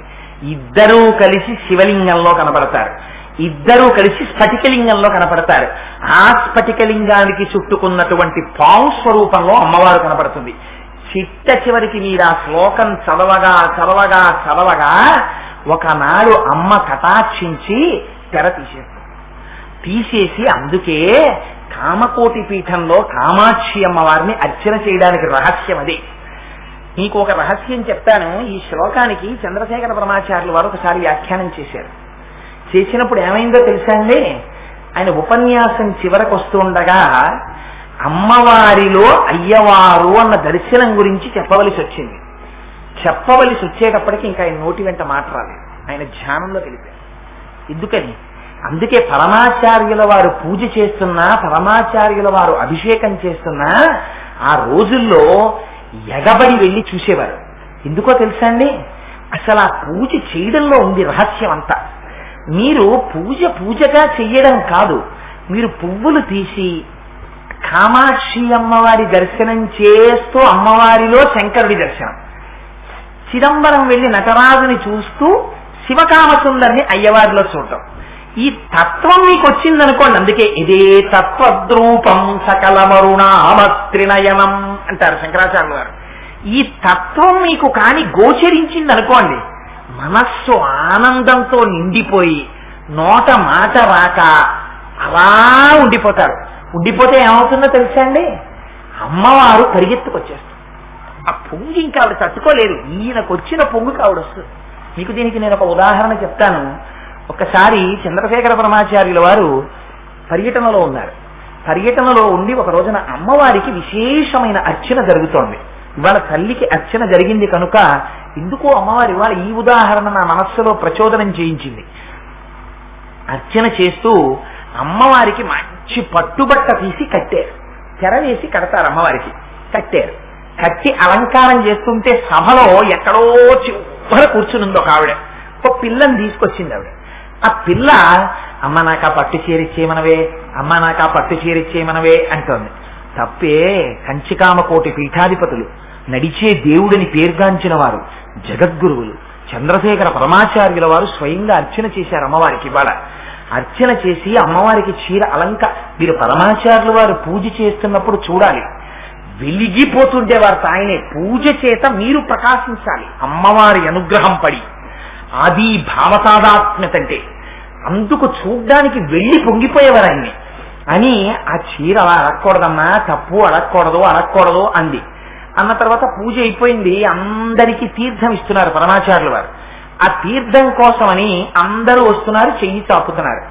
ఈ పిల్లని పట్టుకుని ఆవిడ కూడా క్యూలో వస్తోంది. అమ్మా నాకు ఆ చీరిచ్చేయమనవే, అమ్మా నాకు ఆ చీరిచ్చేయమనవే అంటోంది. నువ్వు అలా అడగకూడదే, అక్కడికి వెళ్ళి కానీ గబుక్కుని అంటావేమో అని ఆవిడ ఏం చేసిందంటే ఇంకో కొంచెం అంత దూరంలోకి వచ్చేశాక ఇక పరమాచార్యుల వారి చెవిలో ఆ మాట పడకూడదని ఈ పిల్ల నోరు ఎడం చేత్తో గట్టిగా మూసేసి ఆ పిల్లని దగ్గర దాకా తీసుకొచ్చి తను తీర్థం పుచ్చేసుకుని ఈ పిల్ల కుడి చెయ్యి ఎత్తి తీర్థం ఇచ్చింది. తీర్థం తీసుకుని ఆ పిల్ల నోట్లో పట్టి తీసుకెళ్లిపోతోంది. ఆగన్నారు పరమాచార్యులు వారు. ఆగమని అమ్మవారి దగ్గరికి వెళ్ళి అమ్మవారికి కట్టినటువంటి వస్త్రం విప్పి ఆ పిల్ల చేతిలో పెట్టేశారు. ఆయన గ్రహించారు అమ్మవారు వచ్చింది బాలాస్వరూపంలో కైంకర్యాన్ని స్వయంగా పుచ్చుకుని వెళ్ళడానికి. మీరు నమ్మగలిగితే, మీకు నమ్మే విశ్వాసం ఉంటే అమ్మ వచ్చి పుచ్చుకుని తీరుతుంది. ఇవాళ కూడా అమ్మ వచ్చింది, పుచ్చుకుంది పూజ. లేకపోతే అంత ఘనంగా ఒక్క నాటిక ఆవిడ జరగనివ్వదు. ఆవిడకి కాని తేడా వచ్చిందా, ఇక్కడ సరిగ్గా జరగలేదని ఆవిడకి అనుమానం వచ్చిందా, ఆప్ చేస్తుంది ఆవిడ. అలా ఆపకుండా అంత పూజ చేయించి అంతమంది సువాసినుల్ని పంపించిందంటే ఆ తల్లి అనుగ్రహాన్ని ప్రసరించి తీరింది. ఇది అమ్మవారి శక్తి అంటే. అటువంటి తల్లి మీకు అమ్మవారిలో అయ్యవారిని, అయ్యవారిలో అమ్మవారిని చూసేటటువంటి శక్తి ఎందుకు ఇవ్వదు? ఇచ్చి తీరుతుంది. అలా ఇవ్వగలిగినటువంటి ఒక అమృత గుళికని శంకరాచార్యులు వారు చెప్పి మీ చేతిలో పెట్టేశారు. అదే సౌందర్య లహరిలో ఈ శ్లోకం. ఇది ప్రతిరోజు చదువుకుని ఒక్కసారి అమ్మవారి పాదాలు పట్టి ధ్యానం చేస్తే, అందుకు మీకు ఇక్కడ ఈ రూపాన్ని ఉంచింది. అమ్మవారిని రోజు ఉపన్యాసం వింటూ అలా చూడగా చూడగా చూడగా చూడగా, అందుకే ఆవిడ ఎర్రటి బట్ట. అలా అమ్మవారు లోపల మనసులో ముద్ర వేసుకుంది అనుకోండి. ఇప్పుడు మీరు ఇక్కడ అమ్మవారిని చూసి అయ్యవారిని చూడగలగాలి. అదిగో ఆ పైన చంద్రరేఖ, ఆ 3 కన్నులు, అవన్నీ చూస్తే అమ్మా శంకరుణ్ణి నీలో కలిపేసుకున్నావమ్మా, దాచేసుకున్నావు, లోపల బంధించేసుకున్నావు. భర్తని భార్య ఎక్కడ దాస్తుంది చెప్పండి? ఆయన్ని కొంగున కట్టుకు తిప్పుతోందండి ఆవిడంటారు. అంటే నిజంగా ఆవిడ కొంగున కట్టుకుని ఏదో లేగదూడం తిప్పుకున్నట్టు తిప్పుకుంటుందా? ఆయన నోరు విప్పితే తెల్లవారు లేచి 50 మాటలు మాట్లాడారనుకోండి, 20 మాటలు మా ఆవిడండి, మా ఆవిడండి, మా ఆవిడండి అంటూ ఉంటాడు. ఎందుకంటాడు అంటే మనస్సు నిండిపోయింది ఆవిడతోటి. ఎందుకు నిండిపోయింది? ఆ నిండిపోయేటట్టు ఆవిడ ప్రవర్తించింది. ఈయనది కాదు విజయం, ఆవిడది విజయం. ఆవిడ పేరు ఈయన నోటంట 20 మాటలు వస్తోంది. ఎక్కడ దాచుకుంది ఇప్పుడు? ఈయన 10 మాటలు ఆవిడ పేరు చెప్తున్నాడంటే ఈయన్ని ఆవిడ మనస్సులో దాచుకుందని మీకు గుర్తు. మీరు ఎవరికి నమస్కారం చేయాలి? పాపం అస్తమానం భార్యనే తలుచుకుంటారండి, అసలు ఇంకొకళ్ళ పేరు కాని ఊసు కాని ఉండదు మా స్నేహితుడికి అని మీరు ఆయనకి నమస్కారం చేయకూడదు. ఆయన్ని అలా కట్టుకున్న ఆవిడికి నమస్కారం చేయాలి. ఇది భర్తని లోపల దాచుకోవడం బయట ప్రవర్తనలో తెలుస్తుంది. ఇలా అయ్యవారిని తనలో దాచుకోవడం, తన ఎరుపు చేత అయ్యవారిని కప్పేయడం, కప్పేసి తన ఒక్కటే కనపడినట్టు ఉండడం. కానీ ఇప్పుడు ఎలా కనపడుతోంది? లోపల అయ్యగారిని దాచుకుందమ్మా. ఇలాంటి దర్శనానికి ఆ గుర్తులు బయటకు ఉంటాయి. అందుకని అదిగో మనస్సులు మారిన స్థితి, పరబ్రహ్మముతో కలిసి ఉన్నటువంటి స్థితిని శంకరులు మనకి ఆవిష్కరించి చూపించారు ఆ శ్లోకంలో. ఇంకా అంతకన్నా లోతుగా దాన్ని వ్యాఖ్యానం చేస్తే ఒకటే చాలా సమయం పడుతుంది కాబట్టి వేరొక్క శ్లోకాన్ని వ్యాఖ్యానం చేస్తాను. అందులో శంకరులు అంటారు, అసౌ నాసావంశస్తుహినగిరి వంశధ్వజపటి తదీయో నేదీయ ఫలతు ఫలమస్మాకముచితం వహత్యం తన్ముక్తా శిశిరకర నిశ్వాసగలితం సమృద్ధ్యాయత్తా బహిరపి సముక్తామణిధర. ఇదొకటి మీరు ప్రతిరోజు చదువుకోవలసినటువంటి శ్లోకం. శంకరులు నేను చెప్పాను కదండి, సౌందర్య లహరిలో ఏమి మాట్లాడరు. ఒక చిన్న మిలికోటేస్తారు ఎక్కడో. ఆ మిలిక మీరు పట్టుకున్నారనుకోండి, ఇంకా గిజ గిజ గిజ గిజ గిజ గిజ కొట్టుకోవడమే. ఎందుకు ఈసారి ఈ మాట? మీరు ఆ మాట పట్టుకుని కొట్టుకోవాలని శంకరాచార్యుల వారి ప్రయత్నం. ఎందుకని? అది కొట్టుకున్నారనుకోండి మీ మనస్సు అక్కడ నిలబడుతుంది. నిలబడింది అనుకోండి, నిలబడితే అప్పుడు మీకు ధ్యానం కుదురుతుంది అమ్మవారి మీద. పిల్లాడికి లెక్క రాలేదనుకోండి, అప్పుడే వాడు దాని మీద బాగా దృష్టి పెట్టి ఒరే అన్నానికి రారా అంటుంది. అమ్మా ముందే మా కాసేపు దీని ఆన్సర్ రావట్లేదు, 10 నిమిషాలు అలా వస్తానులే, చల్లారిపోయింది నాన్నగారు మొదలెట్టేయమను అని ఓ క్యాలిక్యులేటర్ పెట్టి కొట్టుకు చూస్తాడు. టక టక టక టక ఆన్సర్లు వచ్చేస్తున్నాయి అనుకోండి, అన్నం వచ్చి చేద్దాం 20 బిట్లు పక్కన వారేసిపోతాడు వాడు. చిన్న మిలితి ఆసక్తికరంగా ఉండాలి. అంతేకాని అస్సలు అర్థం కాలేదనుకోండి, అప్పుడు ఇది మన కొడుకుడు పడతాను అసలు పారేస్తారు మీరు. 90% అర్థమైపోయి 10% ఎక్కడో అర్థం కావట్లేదు అనుకోండి, చాలా బాగుంది కదండి, అది ఏంటండి అది ఆ మాటకి అర్థం తెలియట్లేదు అన్నారు అనుకోండి, మీరు ఆ శ్లోకంలో ఇది ఏంటండి అని అడిగే ప్రయత్నం చేస్తారు. ఇది శంకరాచార్యుల వారి యొక్క సౌందర్య లహరిలో గొప్పతనం. ఇది ఎక్కడుందో మీకు చూపిస్తాను చూడండి. శ్లోకంలో అసౌ నాసావంశస్తుహినగిరి వంశధ్వజపటి. ఆ శ్లోకం చూడండి. అసలు అమ్మవారి ముక్కు గురించి మాట్లాడుతున్నారు శంకరాచార్యుల వారు. ఎలా మాట్లాడుతున్నారు? అమ్మవారి ముక్కు గురించి వ్యాస భగవానుడు కూడా లలితా సహస్రనామ స్తోత్రంలో చెప్పారు. ఏమని? నవచంపక పుష్పాభనాసాదండ విరాజిత. నవచంపక పుష్పం అంటే మామూలు రేఖ సంపంగి అని ఆకుపచ్చ సంపంగి పువ్వు ఉంటుంది, దాంతో పోల్చకూడదు అమ్మవారి ముక్కుని ఎప్పుడు. సింహాచల సంపంగి ఉంటుంది, పసుపు ఎరుపులు మిళితమైనటువంటి రంగులో. అందుకే పాపం గోపాలకృష్ణ గారు ఆ పైండా వారు ఇవాళ విశాఖపట్నం నుంచి ఆ సింహాచల సంపంగి పువ్వులు తెప్పించి అమ్మవారికి ఇవాళ పూజ చేయడంలో ఉన్న రహస్యం అదే. 2 బుట్టల సింహాచల సంపంగి పూలు దాచి మంత్రపుష్పంలో మీ అందరి చేతికి ఆ సంపంగి పూలే ఇవ్వడం వెనకాతల రహస్యం అదే. ఏమిటో తెలుసా అండి? సంపంగి పువ్వుతో వ్యాసులు ఎందుకు పోల్చారంటే, తుమ్మెదలు అన్ని పువ్వుల మీద వాళ్తాయి, ఒక్క సంపంగి పువ్వు మీద వాలవు. వాలకపోతే సంపంగి పువ్వులకి నామోషి వచ్చింది ఒకప్పుడు. ఏంట్రా అన్ని తుమ్మెదలు అన్ని పువ్వుల మీద వాళ్తాయి, మా దగ్గరికి రావు, కొంచెం అందరూ తుమ్మెదలు మీ దగ్గరికి రావు, తుమ్మెదలు మీ దగ్గరికి రావు అంటారు. ఇది మాకేదో చిన్నతనంగా ఉందని వాణ్ణి వీణ్ణి అడగడం ఏమిటని బ్రహ్మగారి కోసం తపస్సు చేశారు. తపస్సు చేస్తే బ్రహ్మగారు ప్రత్యక్షం అయ్యారు. ఏమిటి మీ అల్లరన్నారు? మా మీద తుమ్మెదలు వాళ్టం లేదు అన్నారు. అంటే బ్రహ్మగారు అన్నారు, మీకు గొప్ప వరం ఇస్తున్నారు, ఇంక నుంచి మీ పోలికతోనే ఆడవాళ్ల ముక్కులు ఉంటాయన్నారు. అందుకని ఆడవాళ్ల ముక్కు చెప్తే సంపంగి పువ్వుతోనే చెప్పాలి. మరి అలా ఉంటే మా మీద తుమ్మెదలు ఏం వాళ్తాయి? మీకు తుమ్మెదలు వాలాలని కదా కోరిక. అందుకని మీ కన్నులనే తుమ్మెదల యొక్క చూపుల పరంపరలు ముక్కు మించి పెడుతుంటాయి, అదే తుమ్మెదలు వాళ్ళం అన్నారు. అందుకని ఆ తుమ్మెదతో పోలుస్తారు. తుమ్మెద మీద షట్పదం వాలదు. షట్పదం అంటే 6 కాళ్ళు ఉన్నది సంస్కృతంలో. 6 కాళ్ళున్నది తుమ్మెద, 6 కాళ్ళున్నది మనం. ఏమిటి 6 కాళ్ళు? పంచేంద్రియాలు, మనస్సు. ఈ 6 ఉన్నవాడు ఎప్పుడూ కూడా లోకంలో తిరుగుతూ ఉంటాడు. ఈ 6 లేనివాడు ఎప్పుడూ కూడా లోకంలో తిరగడు. ఎందుకని? వాడికి పంచేంద్రియాలు మనస్సు లేవు. పంచేంద్రియాలు మనస్సు ఉన్నది అన్ని పువ్వుల మీద వాలుతూ ఉంటుంది.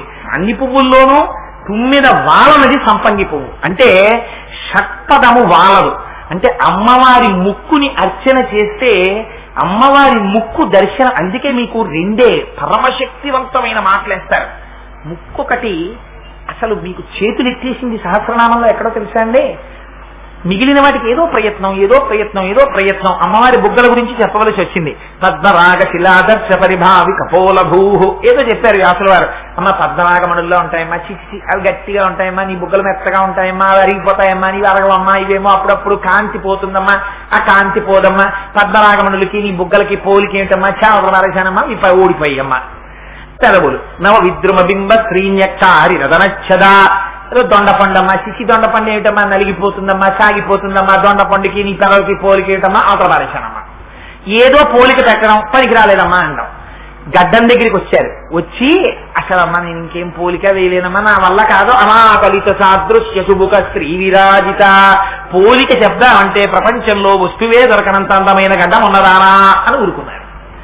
ఆ రహస్యం ఏమిటో రేపు చెప్తాను మీకు. ఎందుకు ఆ మాట అన్నారు? ఆ మాట అంటే శంకరాచార్యుల వారు ఊరుకుంటారేంటి? శంకరాచార్యుల వారు వెంటనే దాని మీద శ్లోకం చెప్తారు. కరాగ్రేణ స్పృష్టం తుహినగిరిడా వత్సలతయా అని ఆయన వెంటనే శ్లోకం చెప్పించారు. ఎందుకు అలా శ్లోకం చెప్పడం? లలితా సహస్రంలో వ్యాసుడు చెప్తే దాన్నే మళ్ళీ శంకరాచార్యుల వారు చెప్తే, అంతటి ప్రాజ్ఞుడు, అంతటి జగదాచార్యుడు ఆయన అలా చెప్పచ్చా అంటే దాంట్లో ఒక రహస్యం ఉంది. మా ఇంట్లో వీధిలో నేను 10 గులాబీ మొక్కలు వేసుకున్నాను. 10 గులాబీ మొక్కలు బాగా ఇరుకిరుగ్గా ఉన్నాయని అందులో ఓ 3 గులాబీ మొక్కలు తీసేసి పెరట్లో వేసుకున్నాను. ఇప్పుడు ఏమైనా నేను తప్పు చేసినట్టు ఎవరిదన్నా ఎత్తుకొచ్చేసానా? ఈ జేబులో పావలా తీసి కింద పడిపోతోంది దండం పెట్టినప్పుడల్లా సాష్టాంగం చేస్తేనని ఆ చిల్లర తీసి ప్యాంటు జేబులో వేసుకున్నాను. ఏం మారిపోయి ఎవరికన్నా ఇచ్చేసానా? తప్పు చేశానా? అలా లలితా సహస్రనామ స్తోత్రం చెప్పిందెవరు? మీకు పొద్దున్న చెప్పాను. ఆ వచిన్యాది దేవతలు చెప్పలేకపోతే అమ్మవారే తన శక్తినిచ్చి చెప్పించింది. ఆ అమ్మవారే అయ్యవారితో కలిసి శంకరాచార్యుల వారిగా భూమి మీద నడిచొచ్చింది. ఆ అమ్మవారు ఏ స్తోత్రాన్ని చెప్పించిందో ఆ అమ్మవారే ఆ స్తోత్రంలో 4 మాటలు తీసుకుని మళ్ళీ పెరట్ల సౌందర్య రాడిగా ఇచ్చింది. తప్పెక్కడొచ్చింది? తప్పేం లేదు. తానే వేదం చెప్పారు, తానే ఉపనిషత్తులు చెప్పారు, తానే అందులో మాటలు తీసుకుని భగవద్గీత చెప్పారు పరమాత్మ. దోషం వచ్చిందా? దోషమేం రాలదేం, గ్రంథచౌర్యం కాదు. అందుకని లలితా సహస్రంలో మాటలు సౌందర్యలహరిలో కనబడతాయి. సరే, అందుచేత ఇక్కడ శంకరులు అంటారు, అసౌ నాసావంశస్తుహినగిరి వంశధ్వజపటి. అమ్మ నీ ముక్కు చూస్తే ఎలా ఉందో తెలుసా అమ్మా? పెద్ద వెదురు బొంగులా ఉంది. ఆ వెదురు బొంగు ఎలాంటి వెదురు బొంగుట? మామూలు వెదురు బొంగు అనరదాన్ని. ఆ వెదురు బొంగు మహాజాతి వెదురు బొంగు. మంచి వెదురు బొంగులో ముత్యాలు ఉంటాయి లోపల, మంచి ముత్యాలు. మీకు మంచి ముత్యాలు దొరికేటటువంటి స్థానాలు కొన్ని ఉన్నాయి. సముద్ర గర్భంలో దొరుకుతాయి మంచి ముత్యాలు. చిట్టి ముత్యం పుట్టేసి తగడుకున్న స్వాతివానలు కురిసే సముద్రాల కొరకు అని పాటలు పాడతారు గేయరామాయణంలో. అందుకని ఆ స్వాతి ముత్యపు చిప్పలో చిరుకు పడితే ముత్యం అవుతుంది. ఏనుగు యొక్క కుంభస్థలంలో ముత్యాలుంటాయి. శాతన గట్క ఖండిత లసన్మజ కుంజర కుంభముక్త ముక్తాసత శైల అంటారు విరాటపర్వంలో, భారతంలో. అందుకని ఏనుగు యొక్క కుంభస్థలంలో ముత్యాలుంటాయి. మంచి చెరుకు కర్రలో ముత్యాలుంటాయి. పెద్ద పెద్ద వెదురు బొంగుల్లో, జాతి వెదురు బొంగుల్లో ముత్యాలుంటాయి. కొన్ని అసాధారణమైన తేళ్ల యొక్క కొండికి ముత్యం ఉంటుంది. ఇవి ముత్యాలు దొరికేటటువంటి స్థావరాలంటారు పెద్దలు. అందుకని ఇక్కడ శంకరాచార్యులు వారు అన్నారు, అమ్మ నీ ముక్కు చూస్తే పెద్ద వెదురుదండంలా ఉందమ్మా అన్నారు. కాబట్టి లోపల ముత్యాలు ఉండాలి కదా వెదురుదండం అయితే అది ఎలా ఉంది ఆ ముక్కు, ఆ వెదురుదండం? హిమగిరి వంశధ్వజపటి, ఆ హిమవంతుని యొక్క వంశము సామాన్యమైన వంశం కాదైంది. అందులో ఎందరో మహాపురుషులు పుట్టారు. ఆ పుట్టిన వాళ్ళలో అమ్మ నువ్వు పతాకం లాంటిదనివమ్మా, హైమవతివి. ఆ హిమవంతుడికి కూతురివై పుట్టి ఆయనకి ఖ్యాతి వచ్చేట్టు ఎన్ని పేర్లు వచ్చాయో తెలుసా నీకు? హైమవతి, శైలజ, హిమగిరి సుత, పార్వతి, ఉమా, ఇవన్నీ పుట్టింటి నుంచి వచ్చిన పేర్లు అమ్మవారికి. అందుకని అమ్మ ఇన్ని పేర్లు వచ్చాయి నీకు. అందుకని హిమగిరి వంశధ్వజపటి, అందుకని ఆ హిమవంతుని యొక్క వంశమునకు నువ్వు పతాకము వంటి దానివమ్మా అన్నారు. అయితే అక్కడ వరకు బానే ఉంది. వెదురు బొంగు అమ్మవారి ముక్కు అన్నారు.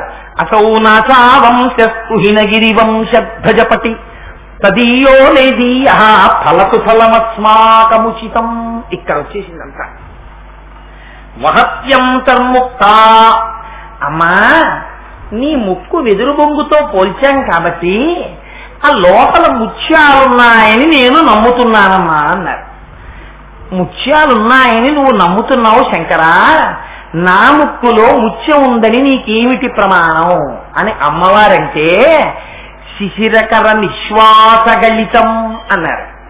అమ్మా చంద్ర సంబంధమైనటువంటి ముక్కు రంధ్రంలోంచి నాకు ఆ ముత్యం బయటికి వచ్చి లోపలికెడుతూ కనపడుతోందన్నారు. ఇక్కడ పెట్టేశారు మెలకంతా తీసుకొచ్చి. ఎడం ముక్కు కన్నంలోంచి వస్తోంది, కుడి ముక్కు కన్నంలోంచి వస్తోంది అంటే గొడవలేదు, మనకు అర్థమైపోతుంది. కుడి ముక్కులోంచి వచ్చిందిటండి ముత్యం అనొచ్చు, లేకపోతే ఎడం ముక్కులోంచి వచ్చిందిటండి అనొచ్చు. ఇప్పుడు ఏమన్నారు? ఎడం ముక్కు కాదు, కుడి ముక్కు కాదు, చంద్ర సంబంధమైన ముక్కు రంధ్రంలోంచి వస్తోందన్నారు. చంద్ర సంబంధమైన ముక్కు రంధ్రం ఏమిటి? అది ఎక్కడుంటుంది? అది కుడి ముక్క, ఎడం ముక్క, ఏ ముక్కులోంచి? నిశ్వాస గళితం, బయటికి తొయ్యబడినట్టుగా నాకు కనపడుతోంది అన్నారు. ఏమిటా మాట, ఎందుకన్నట్టు? పైగా అక్కడ ఒక మాట అన్నారు, అలా కనపడి లోపలికి వెళ్ళిపోతున్న ముత్యం మమ్మల్ని కటాక్షించుగాక అన్నారు. అదేట ముత్యం రక్షించడం ఏమిటి? ముక్తాహ, ముక్తాహ అన్న మాటకి ముత్యం అని ఒక అర్థం, ముక్తుడైనటువంటి పురుషుడు అని ఒక అర్థం. ముక్తాహ అంటే అమ్మవారి యొక్క ఉచ్ఛ్వాస నిశ్వాసలే, అమ్మవారు ఊపిరి తీసి ఊపిరి పీలిస్తే అది వేదమై వచ్చింది శృతిగా.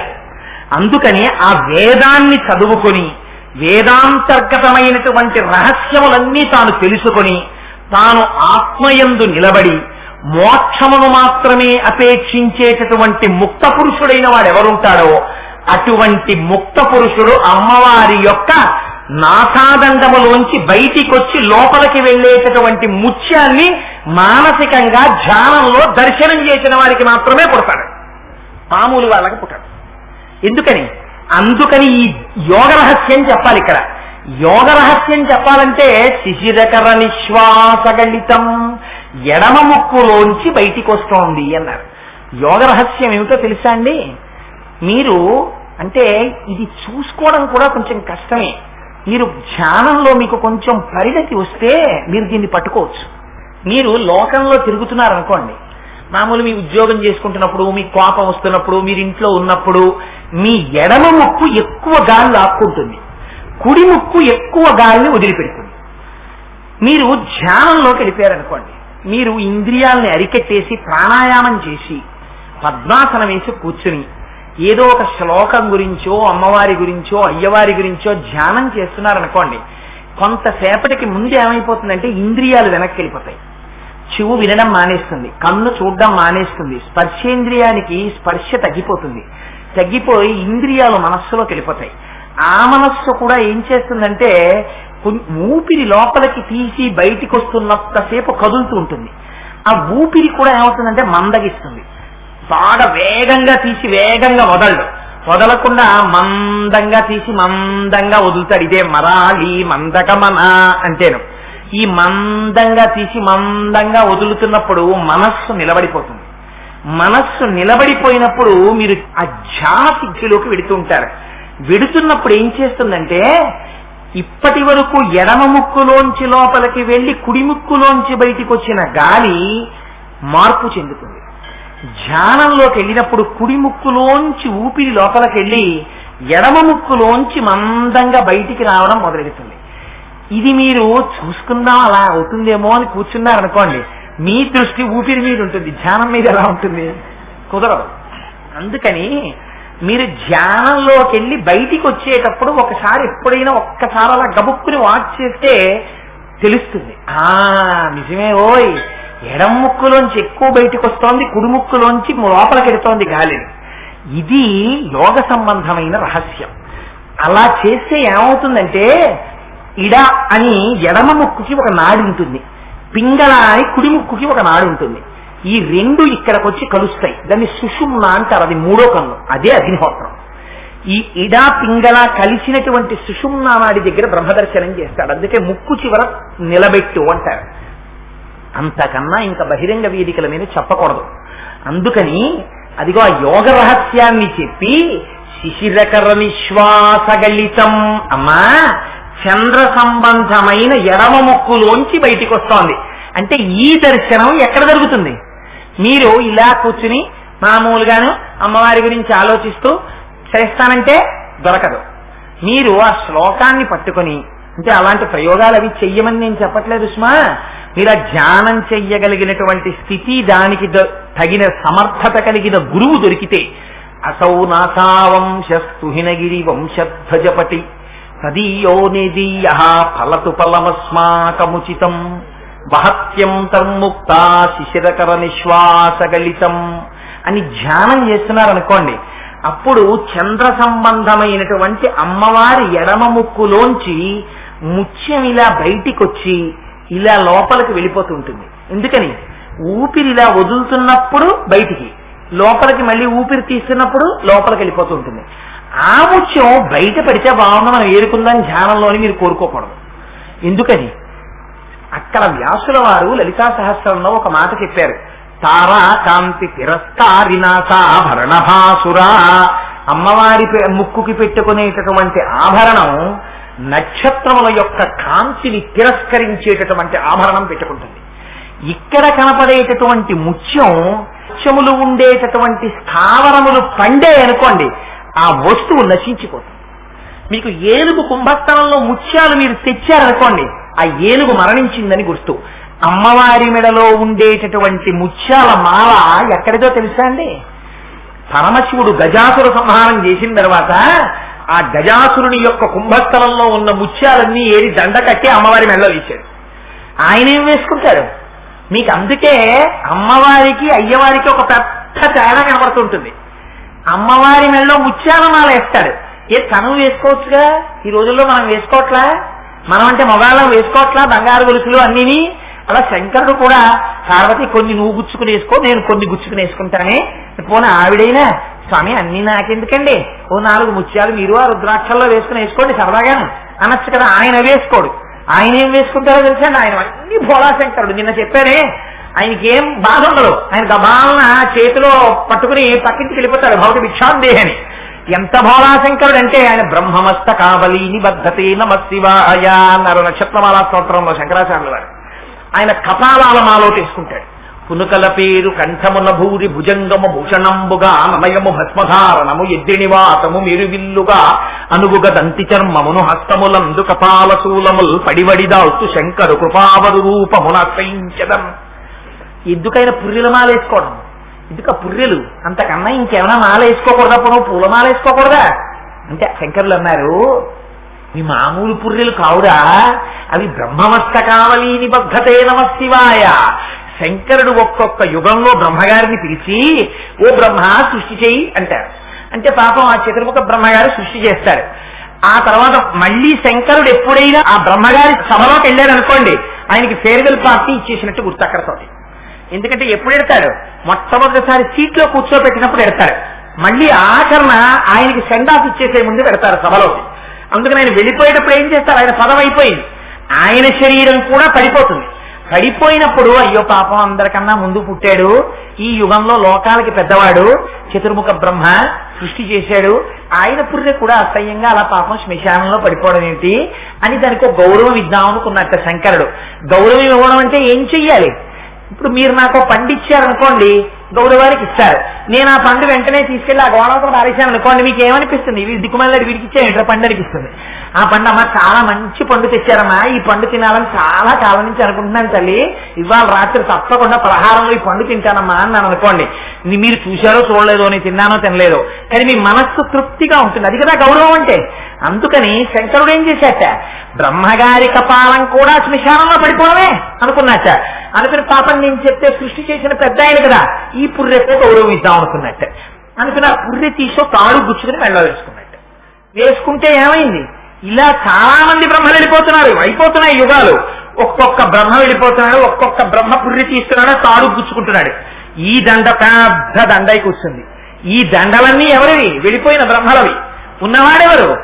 అంతమంది బ్రహ్మలు వెళ్ళిపోతున్నా తాను మాత్రం అలాగే ఉండిపోయినవాడు.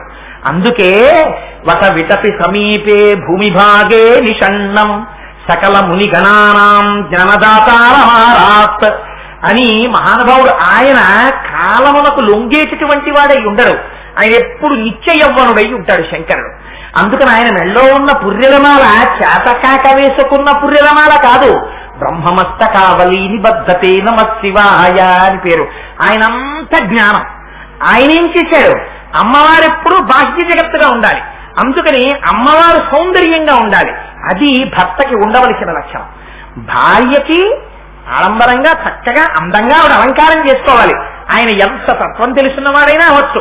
80 ఏళ్ళు వచ్చాయి, ఈయన ఓ నూలు పంచ కట్టుకుని కారులోంచి దిగలేక ఏ పెళ్లిలోనో ఆశీర్వచనం చేయడం కోసమని వాడి వత్తైపోయినటువంటి తెల్లగా మెరిసిపోతున్నటువంటి భార్య చెయ్యి పట్టుకుని, అంటే తెల్లగా మెరిసిపోతేనే పతివ్రత కాదు, ఎలా ఉన్నా పతివ్రతే.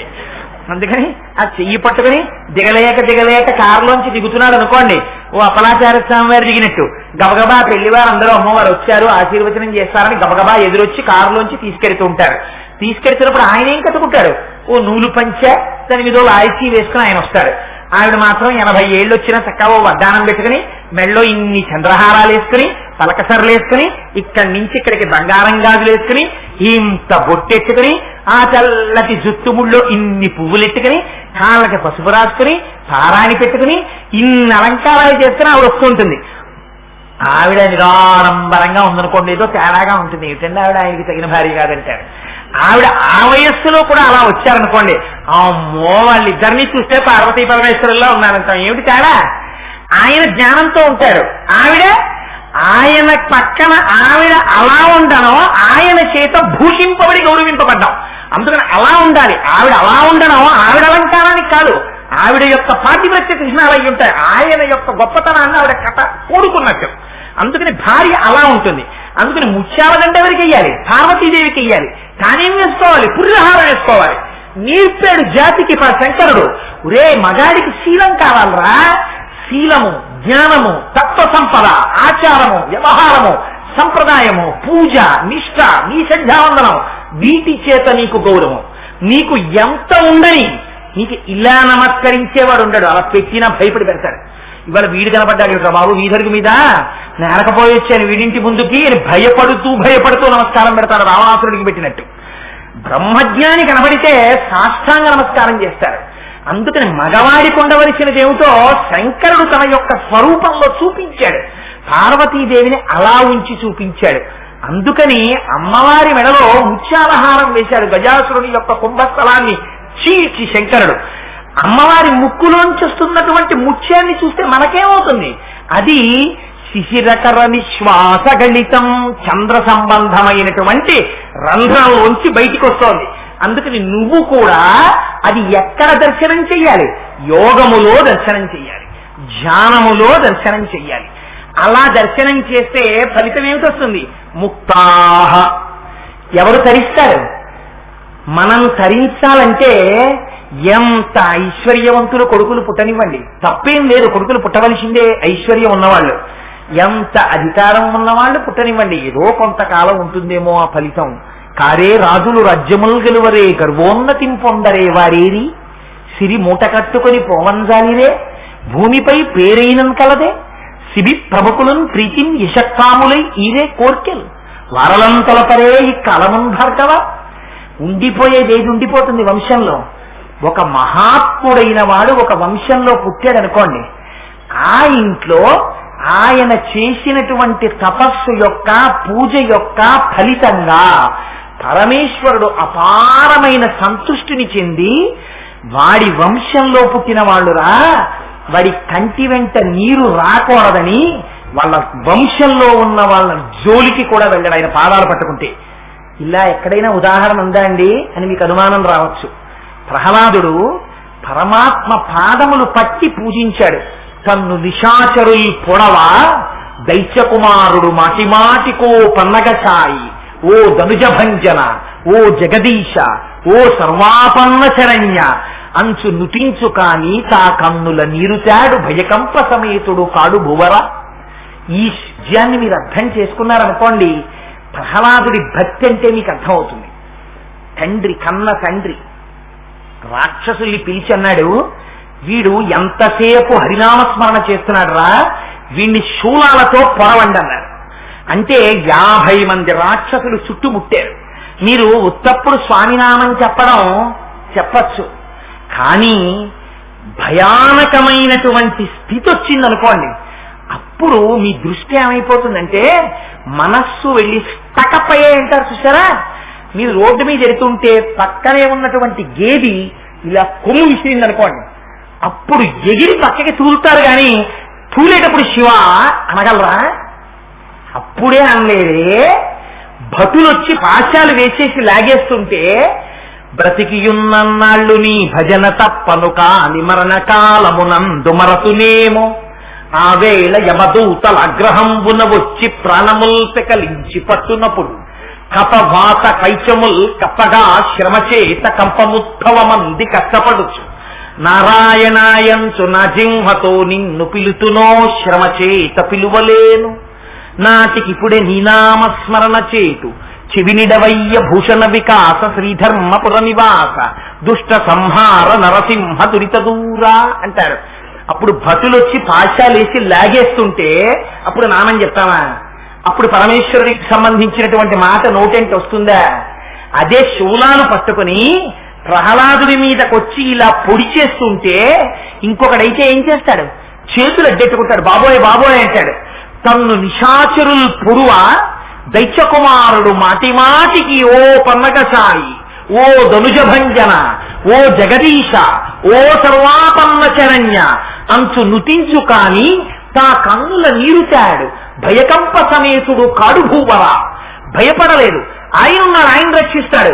ఒక్కొక్క శూలం పెట్టి పొడి చేస్తుంటే చేతులు రెండు పైకెత్తి ఓ సర్వాపన్న శరణ్య, ఓ ధనుజభంజన అని పిలిస్తే ఈ బాధ శ్రీమన్నారాయణుడు పడ్డాడు ఆ రోజున.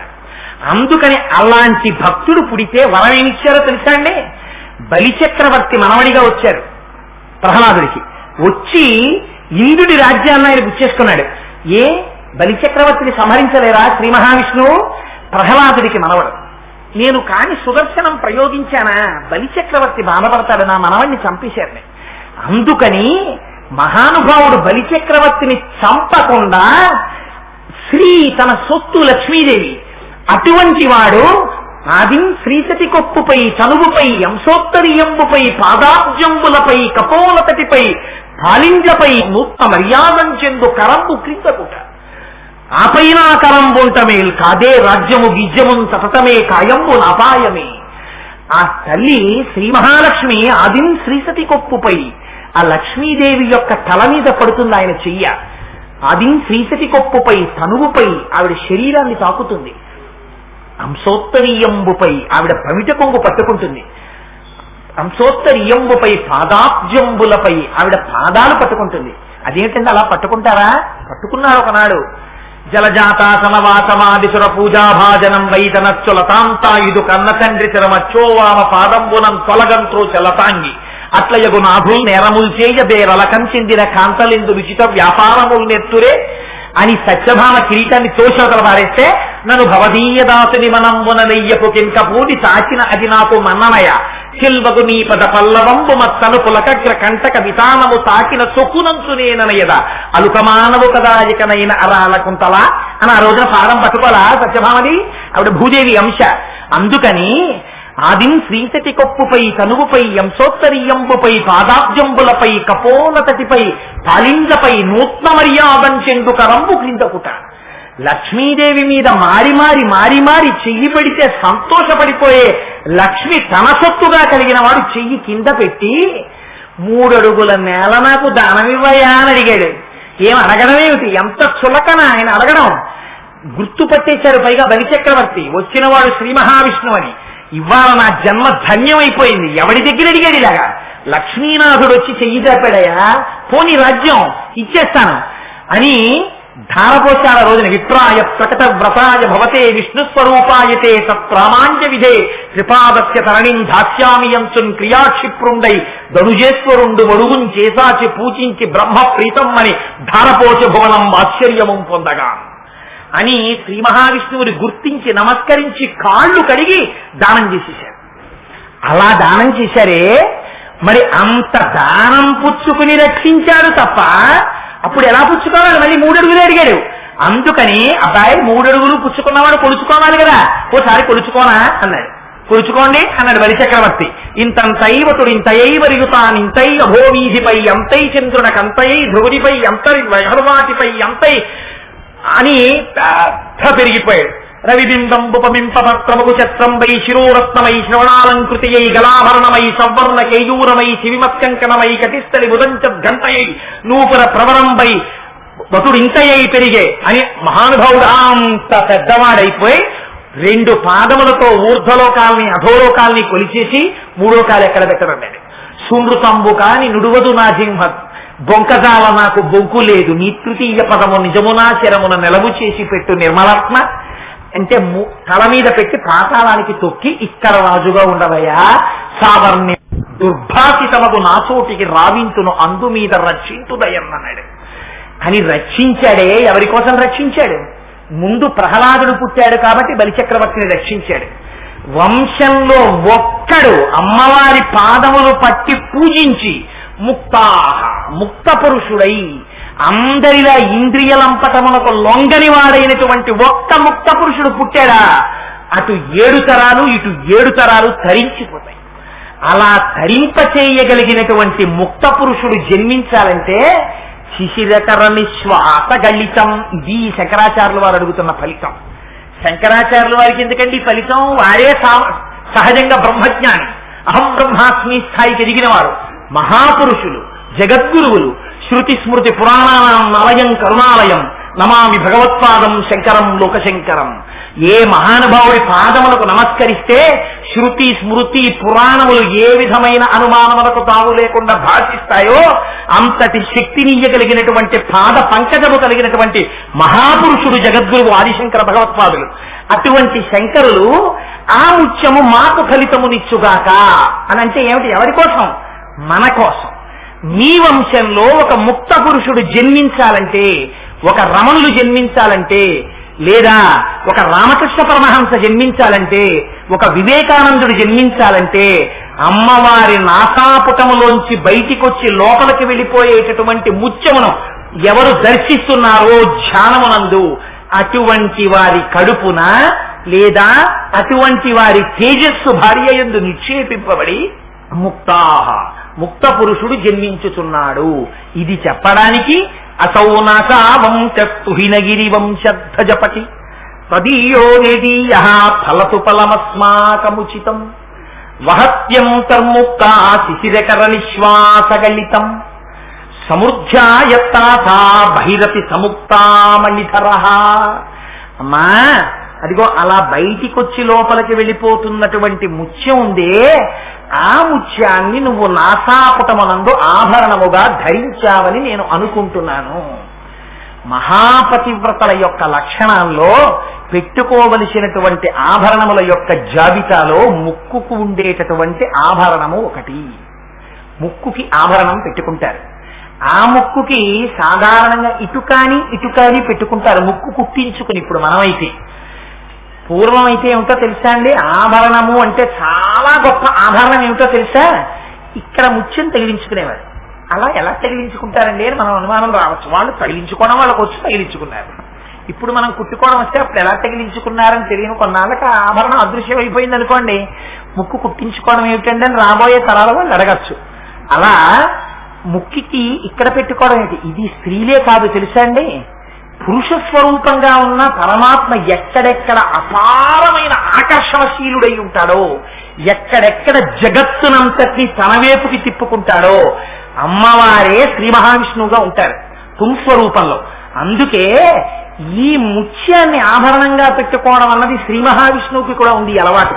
ఎక్కడుంది చెప్పండి, కస్తూరీ తిలకం లలాట ఫలకే వక్షస్థలే కౌస్తుభం నాసాగ్రే నవమౌక్తికం కరతలే వేణుంకరే కంకణం అని మీరు ప్రార్థనా శ్లోకంలో చెప్పట్లా, నాసాగ్రే నవమౌక్తికం. కృష్ అంటే నిరతిశయ ఆనంద స్వరూపుడు. అందుకే ఆయన వచ్చి నిలబడ్డాడా, అంగనామంగనామంతరే మాధవం మాధవం మాధవం చంతరే నంగన ఇద్దిదా కల్పకౌ మండలే మధ్యగౌ సంజ్ఞగౌ వేణున దేవకీ నందన.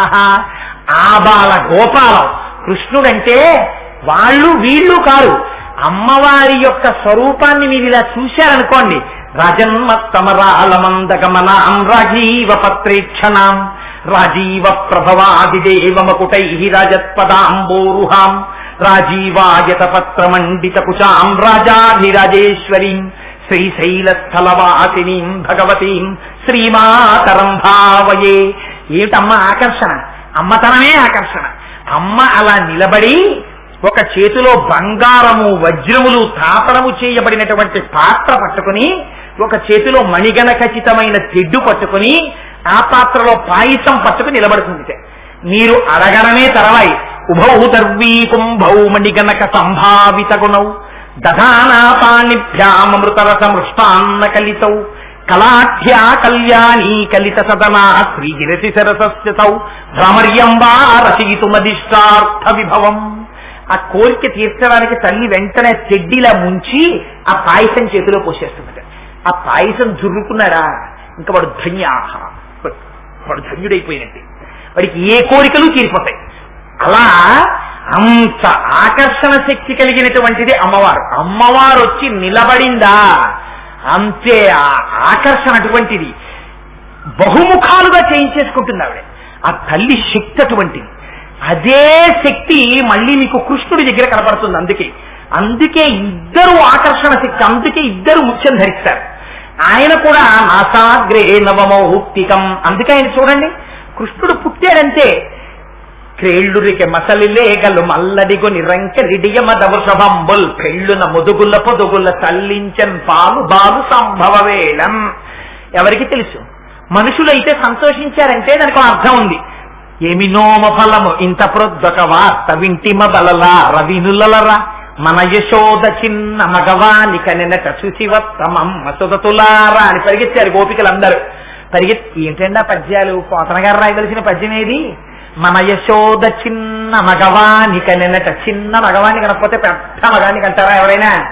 అంటే గోపకాంతలు మాట్లాడేటప్పుడు ఎలా మాట్లాడాలో అలాంటి పద్యాలే పడ్డాయి పోతన గారికి తప్ప గోపకాంతలకు ఏం తెలుసు, వాళ్ళకి పెద్ద పెద్ద మాటలు రావు.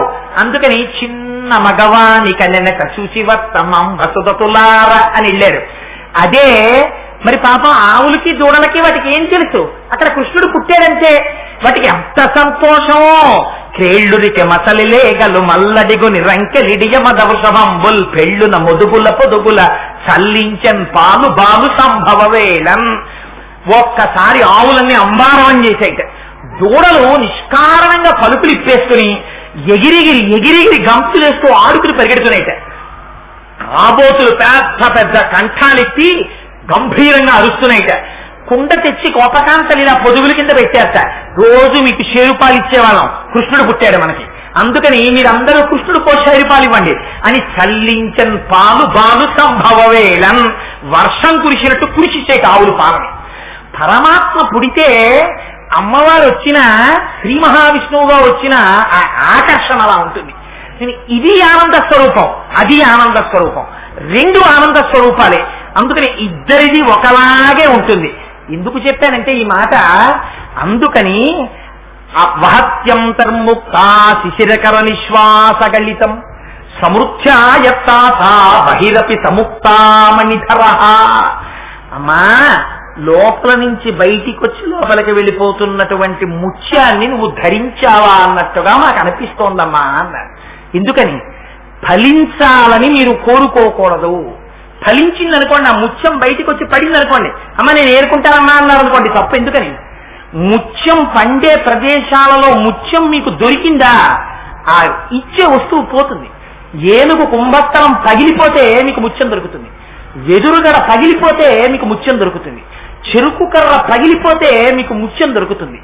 అలాగే మీకు ఆ ముత్యపు చిప్ప బద్దలబడితే ముత్యం దొరుకుతుంది, తేలు మరణిస్తే ముత్యం దొరుకుతుంది తప్ప మీకు ముత్యం అన్యథా దొరికే అవకాశం ఉండదు. అందుకని అమ్మవారి ముక్కులో ఉండేటటువంటి ముత్యాన్ని మాత్రం అమ్మ బయటికి వచ్చేసిన ముత్యాన్ని చూశానని అనకూడదు ఎప్పుడు. అందుకని ఏమనాలి? శిశిరకర నిశ్వాసగళితం, బయటికి తొయ్యబడి మళ్ళీ లోపలికి వెళ్ళిపోతున్న ముత్యాన్ని చూడాలి. అందుకని అమ్మవారి ఇలా కూర్చుని ప్రసన్నంగా చూస్తూ సంతోషంగా ఇలా తల ఊపుతూ అని అమ్మిలా మందంగా ఊపిరి పీలుస్తూ మీ వంక సంతోషంగా చూస్తుంటే శంకరాచార్యులు వారి సౌందర్యలహరిలో ఇంకో చోట చెప్తారు, అబ్బో ఈ కనుబొమల గురించి చెప్తూ అమ్మవారి కళ్ళకుండేటటువంటి ఈ వెంట్రుకల గురించి అంటారు, మధుకర రుచిభ్యాం ధృతగుణం అంటారు. వీలైతే ఆ శ్లోకం చెప్తాను రెండోసారి. అందుకని అదిగో ఆ అందం ఉందే, ఆ ముత్యం ఇలా బయటికి వచ్చి లోపలికి వెళ్ళిపోతున్నప్పుడు అమ్మ ఇక్కడ పెట్టుకున్న ముత్యమా అన్నట్టుగా మీరు దర్శనం చేయాలి. అలా దర్శనం చేశారా అప్పుడు అమ్మ యొక్క ఆకృతికి దోషం ఉంటుంది. అందుకని అలా దర్శనం చెయ్యమని. అది మీకు ఫోటో పెట్టారనుకోండి, ఇక్కడున్న ముత్యమన్నా వెయ్యాలి, లోపల ఉన్న ముత్యమన్నా వెయ్యాలి. ఫోటోలో ఎక్కడన్నా బయటికి వచ్చి లోపలికి వెళ్తున్న ముత్యం ఎవరైనా వేయగలడా? ఎవరైనా వేయగలడా? ఎలా వేస్తారు అలాగా? అలా ఎవరు వేయలేరు. అందుకని మీరు అలాంటి ముత్యాన్ని చూడాలంటే ఎక్కడ చూడాలి? ఇక్కడ చూడాలి. ఇక్కడ చూడాలంటే ఏం చేయాలి? ధ్యానం చెయ్యాలి. ఆ ధ్యానం చేశారు, మీకు సిద్ధొచ్చిందని గుర్తేమిటి? ఊపిరి మారాలి. ఈ ఊపిరి మారడాన్ని శిశిరకర నిశ్వాసగళితం అన్న రహస్యంతో చెప్పి అలా ముత్యాన్ని చూస్తే ముక్త పురుషుడు మీ వంశంలో జన్మిస్తాడు అన్న ఫలితాన్ని చెప్పకుండా చెప్పి ఇంత రహస్యాన్ని శంకరాచార్యులు వారు చెప్పారు. అందుకని అమ్మవారి ముక్కు వ్యాసుడు సంపంగి పువ్వుతో పోల్చాడు కనుక ఆ సంపంగి పుష్పాలతో పూజ చేసినా సరే అమ్మవారికి ఆ సంపంగి పువ్వు మీద తుమ్మెద వాలదు కనుక, తుమ్మెద వాలదంటే షట్పదం వాలదు కనుక 5 ఇంద్రియములు మనస్సు ఎవరికి లౌకమునందు లగ్నమవట్లేదో అటువంటి ముక్త పురుషులకి మాత్రమే ఆవాసము కనుక ఆ సంపంగి పువ్వుతో అమ్మవారి పాదాలకి పూజ చేస్తే ఆవిడ విశేషమైనటువంటి ప్రీతిని పొందుతుంది. అందుకని అమ్మవారికి ఎక్కడెక్కడ చెప్పినా సంపంగి పువ్వు చెప్తారు. అందుకే చంపకాశోక పున్నాక సౌగంధిక లసత్కచ, ఆవిడ సంపంగి పువ్వు పెట్టుకుంటుంది. దాడిమి కుసుమ ప్రభ చాంపేయ కుసుమ ప్రియ. అమ్మవారికి సంపంగి పువ్వు ఇష్టం, సంపంగి పువ్వు ఇష్టం, సంపంగి పువ్వు ఇష్టం అనడంలో ఉన్న రహస్యం అది. అందుకని మనం అనుకుంటే అయిపోతుందా? అమ్మ అనుగ్రహం ఉంటే కానవదు. నేను చాలా క్యాజువల్ గా అన్నానంటే మా ఇంటికి వస్తే గోపాలకృష్ణ గారితో సౌందర్యలహరి చెప్తున్నప్పుడు 3-4 వేల సంపంగి పూలతో అమ్మవారికి ఆరాధన జరిగితే ఎంత బాగుంటుందో గోపాలకృష్ణ గారు అన్నాను. వెంటనే చిత్రం ఏమిటో తెలుసా అండి? తిరుమల కొండ నుంచి ఓ ఫోన్ వచ్చింది నాకు. సరే ఫోను దాని సారాంశం అనవసరం, వేదిక మీద చెప్పడం. కానీ వెంటనే నేనన్నా గోపాలకృష్ణ గారు ఇది జరుగుతుంది. అమ్మవారు వెంటనే అనుగ్రహించింది. పాపం ఆయన వెంటనే అంగవస్త్రం నడువు కట్టేసి కోటేశ్వరరావు గారు ఇది జరిగి తీరాలి, మామూలుగా కాదు, అక్కడ పుష్పార్చన జరగడం కాదు, సువాసినులందరూ కూడా కూర్చుని నామని చెప్పాలి, ప్రతి సువాసి నామపారాయణ ప్రీత అవుతుంది, అలా చేద్దామండి అన్నారు. 2 రోజుల్లో అయిపోతుందండి మనం సంకల్పం చేస్తే. ఒక ఆయన వెంటనే ఎవరు శంకరం గారు ఎవరో ముందుకు వచ్చారు. బుట్టల సంపంగి పూలు విశాఖపట్నం నుంచి ఏ సింహాచలంలో పుష్పిస్తాయో అక్కడి నుంచి బుట్టలు వచ్చేసాయి తెల్లారేపటి. అది ఎప్పుడు చేయించుకుంది? స ఉమా సోమవారం. స ఉమా అయ్యతో కలిసిన అమ్మ, అమ్మతో కలిసిన అయ్య, అదే సౌందర్యలహరి.